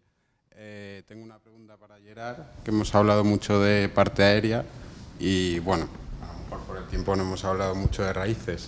Entonces, bueno, yo tengo ideas contrapuestas de cómo afectan las podas a las raíces. Y quería preguntarte si por una fuerza mayor eliminamos una rama importante, o se ha roto esa rama en una tormenta, ¿cómo afectaría a la parte radical? Pues un tema más de mecánica esto, o de fisiología si quieres, pero teóricamente cuanto más alta está la rama, mayor se reparte el azúcar en el floema y menos conexión directa con una raíz. Entonces, cuanto más baja está la rama, más conectada está una raíz con una rama y más dependencia hay. Así que cortar una rama baja puede eliminar una parte importante de raíces. La misma rama a 10 metros no debilita, si quieres, porque quitas energía, pero no mata ninguna. Entonces, depende un poco también de la especie, etcétera. Pero en principio, son ramas altas, hay una capacidad del árbol de repartir los recursos. Y igual pasa con las raíces. Cuando corta una raíz, la rama está muy cerca, se muere. Si está muy lejos, solo se debilita, pero toda la copa. Y luego, para John, perdón. I was living in London, and before that I went there for visiting pubs and raves and so. And it's related to your presentation, because I saw something like crime on one of the posts, and I wanted to ask you why trees are decreasing crime or not. And it's, well, maybe I can talk about this later, because there's no point of telling you everything now, but I just saw that.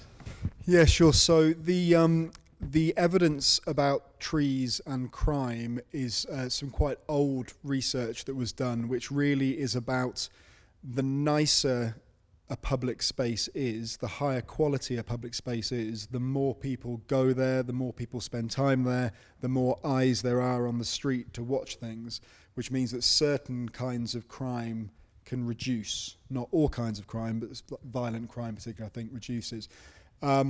Obviously, the important thing is it has to be well-maintained green infrastructure. So if you have well-maintained trees or well-maintained shrub beds, that can have the effect of reducing crime because it's increasing the quality of the area. If you stop maintaining it and it all grows up and it becomes, you create places to hide, then obviously that can have the opposite effect. But well-maintained green infrastructure can increase usage of public spaces and therefore decrease certain types of crime.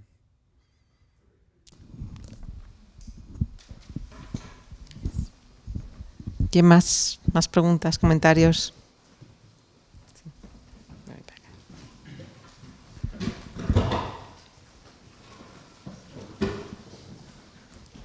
Puedes ir preguntando aquí. Well, hello. I had a question for John, and it was that what were the requirements you need in order to apply for a membership or a position in the LOTA over there in London? If you had any studies required that are like, or maybe an exam in order to access? So the membership in the LTOA is based on organisational membership. So the local authorities and the boroughs, they pay every year to become members, and then private companies can pay to become members, and they just have to, all they have to do is, we have some like aims and objectives, what we are trying to achieve, and if a private company is trying to join, then we just want to be satisfied that they are trying to do the right thing with trees and everything. There is a student membership actually that is free, and you just get put on the mailing list and get access to all, most of the information's free anyway, it's just on the website, but you can get added to the mailing list quite easily, and there's no exam, it's very easy. You have to if people buy me drinks, then I will arrange free membership of the LTOA. That's Yeah, it's very because in your presentation I heard something about that it was maybe more like a voluntary membership that you told us. Well, so the LTOA has one paid employee who is our executive officer, and she takes care of all of the administration and arranges the seminars, and basically she sort of runs it, really. Yeah. She's the brains of it.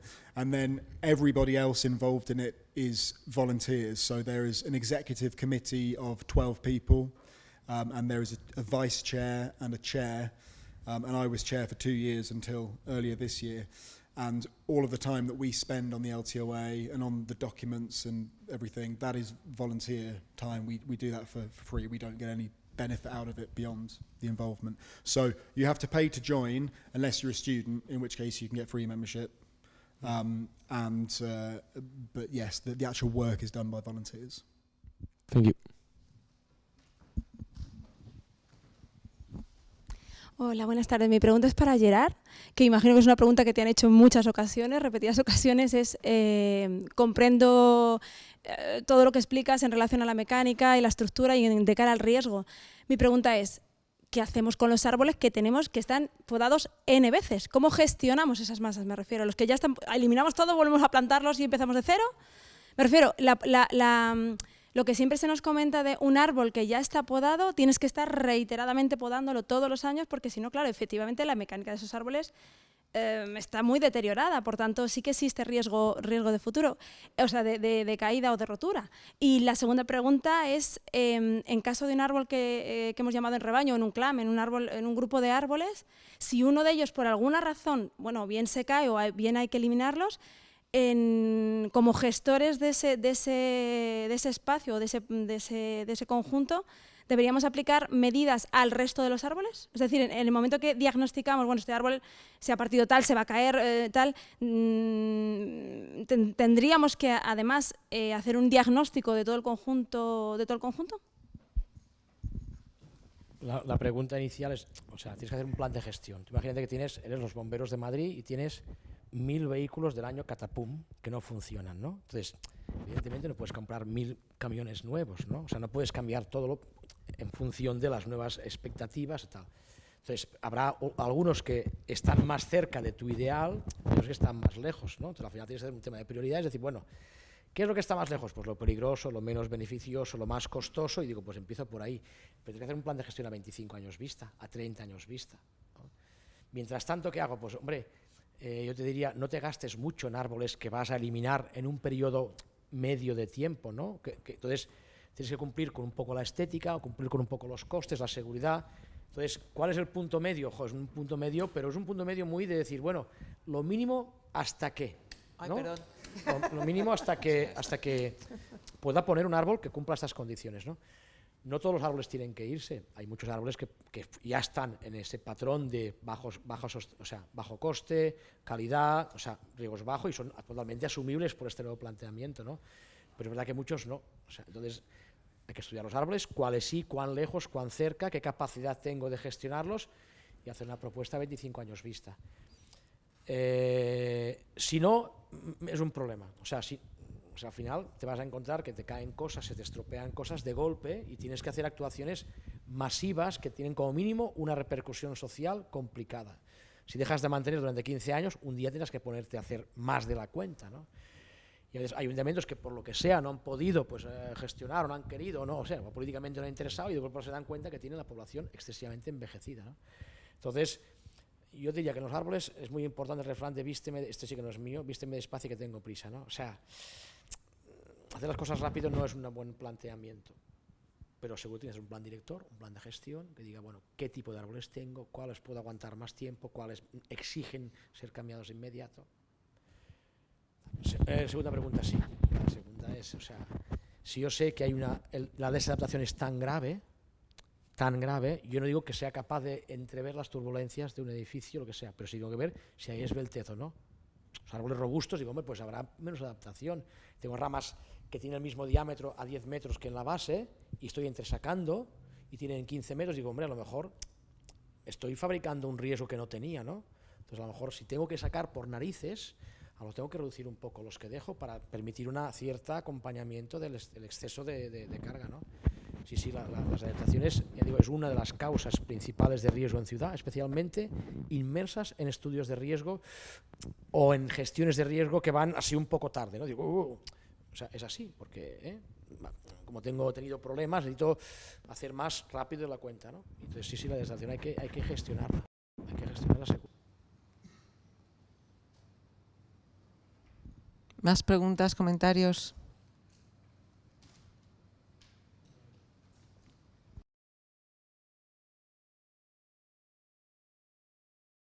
Bueno, mi pregunta es para Gerard. Vale. Bueno, más que pregunta es un comentario, ¿no? Casi.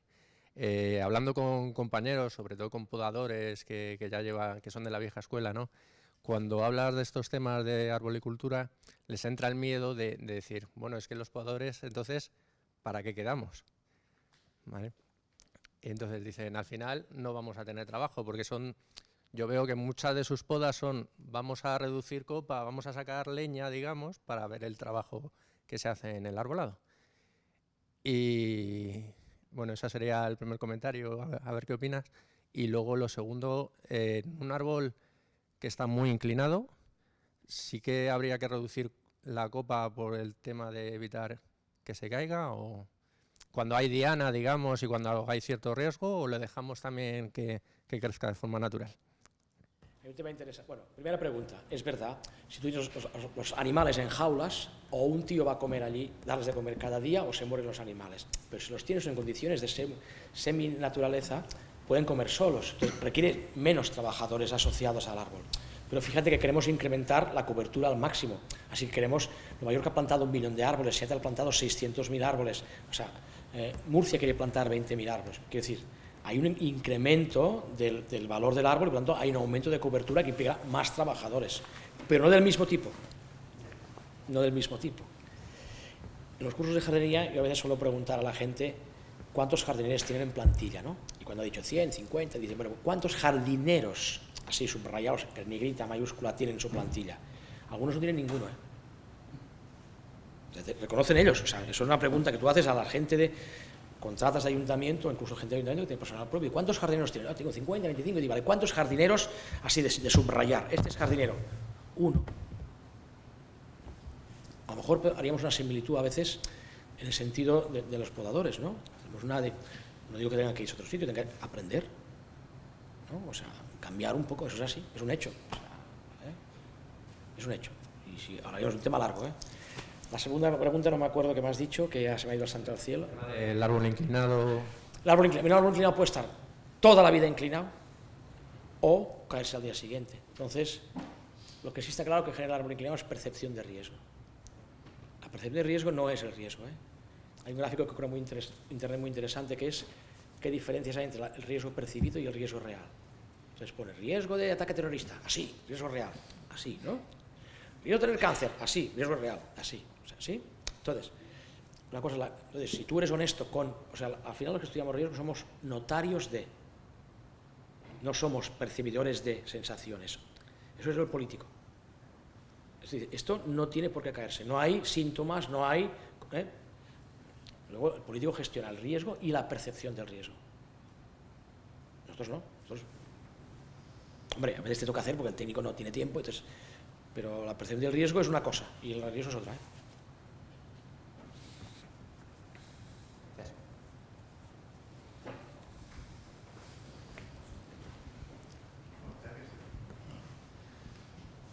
Bueno, thanks for coming. Es para pasar, pero bueno. Llega algunas. Hablaría en inglés, pero hablo como podador de la nueva escuela y también como técnico. Y la verdad es que en España a la hora de trabajar en cuestión de poda, es luchar contra lo imposible, es bloquearte contra un muro. A la hora de hacerlo por autónomo, de intentar explicarle a tu cliente lo que realmente necesita sin quitar demasiado, y a la hora de trabajar con administración o empresas, tú eres un currito y a ti te mandan. Y realmente por encima está el capataz, por así decirlo, técnicos y administración.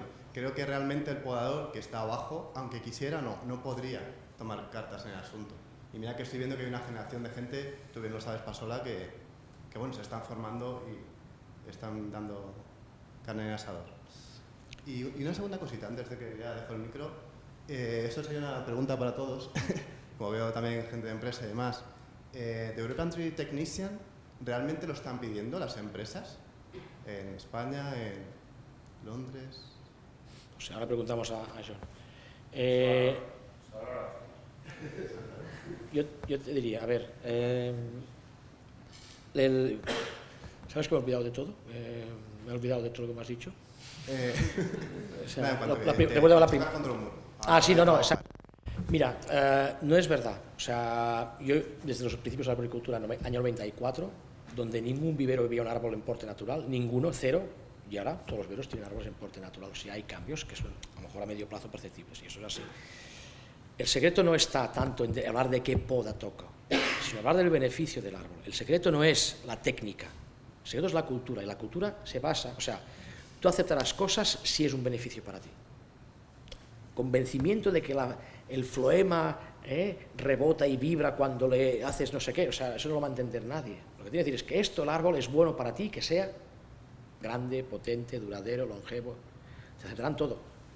¿Cómo quiero? ¿Cómo tiene que ser un árbol que dé beneficio? O sea, Urban Forestry.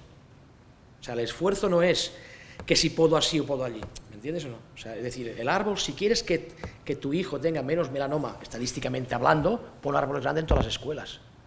Entonces tienes que saber que el melanoma está creciendo en España, tal, o sea, que las cargas respiratorias están subiendo. O sea, entonces tu sabiduría no tiene que ser solo técnica, tienes que saber qué beneficios me da el árbol, porque la discusión está ahí en la cultura asociada al árbol. ¿Vale? Si consigues que el tío entienda que eso vale la pena, te aceptará el cómo, cualquiera que sea. Pero al final el beneficio lo entiende, pero el riesgo... No, pero tu cliente no lo entiende. No, tu cliente no lo entiende. Él ha dicho, ha empezado así la clase, diciendo, el riesgo asociado, el beneficio, o sea, no hay evaluación de riesgo si no hay un control del beneficio. O sea, es un binomio. Y la poda igual.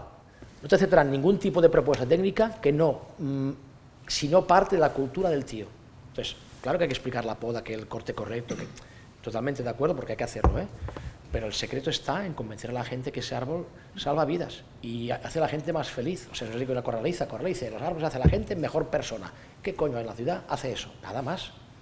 Nada más. Tu padre y tu madre a lo mejor, pero sí, nada más. Entonces, eso es una cosa muy fuerte. Si tú convences al vecino de que eso es así, no te dirá, ¿y cómo hay que hacer? O sea, dirá, hazlo. Es un proceso largo, pero lo más importante es la Urban Forestry. Creo yo, el cambio cultural es mucho más difícil que el cambio técnico. A la hora de que el técnico firme, quiero decir, puedo entender, culturalmente hemos cambiado, beneficio hemos cambiado, pero el técnico está afirmando que esto no se cae. El día que se cae y mata a alguien, que ya sabéis, la problemática que existe... La respuesta es exactamente la misma. Si tú miras, el riesgo de muerte en Inglaterra por árbol urbano es de 1 entre 10 millones, ¿vale? Hay más probabilidad de morirte de cáncer es 300.000 veces más. ¿Me entiendes? Y si hay un grupo de cánceres que están asociados al sol, por ejemplo, el tema de muertes prematuras por cardiorrespiratorio y el tema de, ¿sabes cuál es la tasa de muerte más común entre 15 años y los 40? No, el suicidio. ¿Sabes que el árbol incide mucho en el estrés emocional? O sea, sí, en España, la primera causa de muerte entre 15 y 40 años es el suicidio.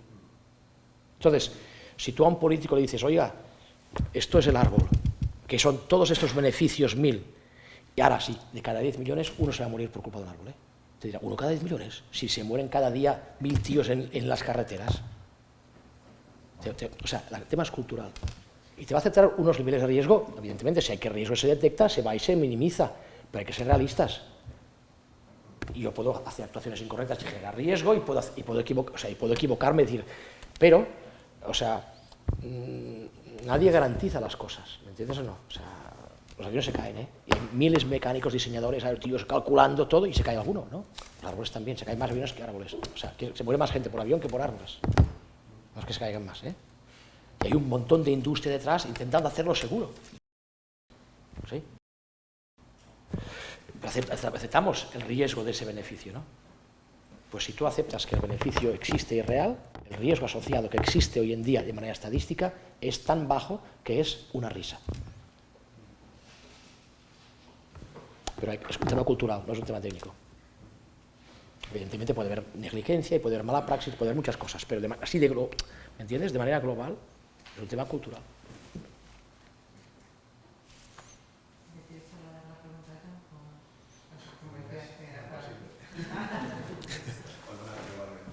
I agree with what he said.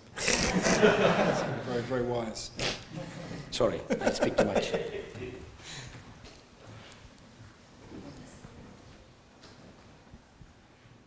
I have a question for John. First of all, thanks for coming. London is far from here. So here in the community of Madrid, we have a legislation allow that protects all the trees older than 10 years old and bigger than 20 centimeters in the base of the trunk. So do you have any similar legislation in London to protect the trees, or what dasometric parameters do you use to protect the trees? Yeah, we have legislation which allow for the creation of tree preservation orders, TPOs. There's no age or size. There's no particular restrictions around that.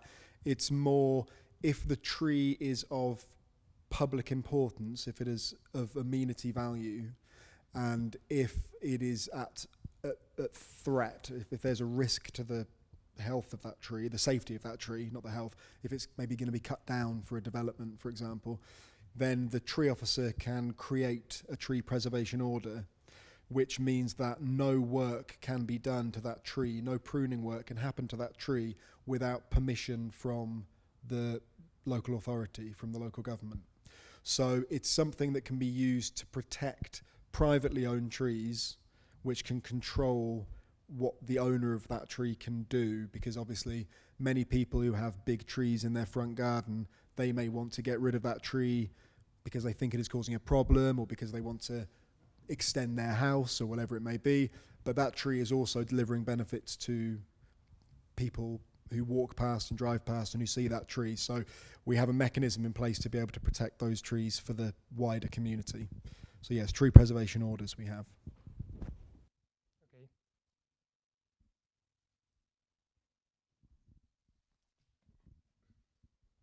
La última, ¿quién se anima? ¿Algún comentario? ¿Alguna pregunta más? ¿No? Bueno, pues entonces, so I think we should go to pay you this beer, so we can get this free One from fee. everybody, yeah? Yeah. I will never go back to London again. So thank you very much for coming and for your talk, and muchísimas gracias también a Gerard y a todos vosotros por estar aquí. Acordaos de darnos vuestro correo, de inscribiros si no lo estáis, para manteneros informados de otras actividades que tengamos en este sentido sobre Urban Forestry, y espero que nos veamos pronto de nuevo. Muchas gracias.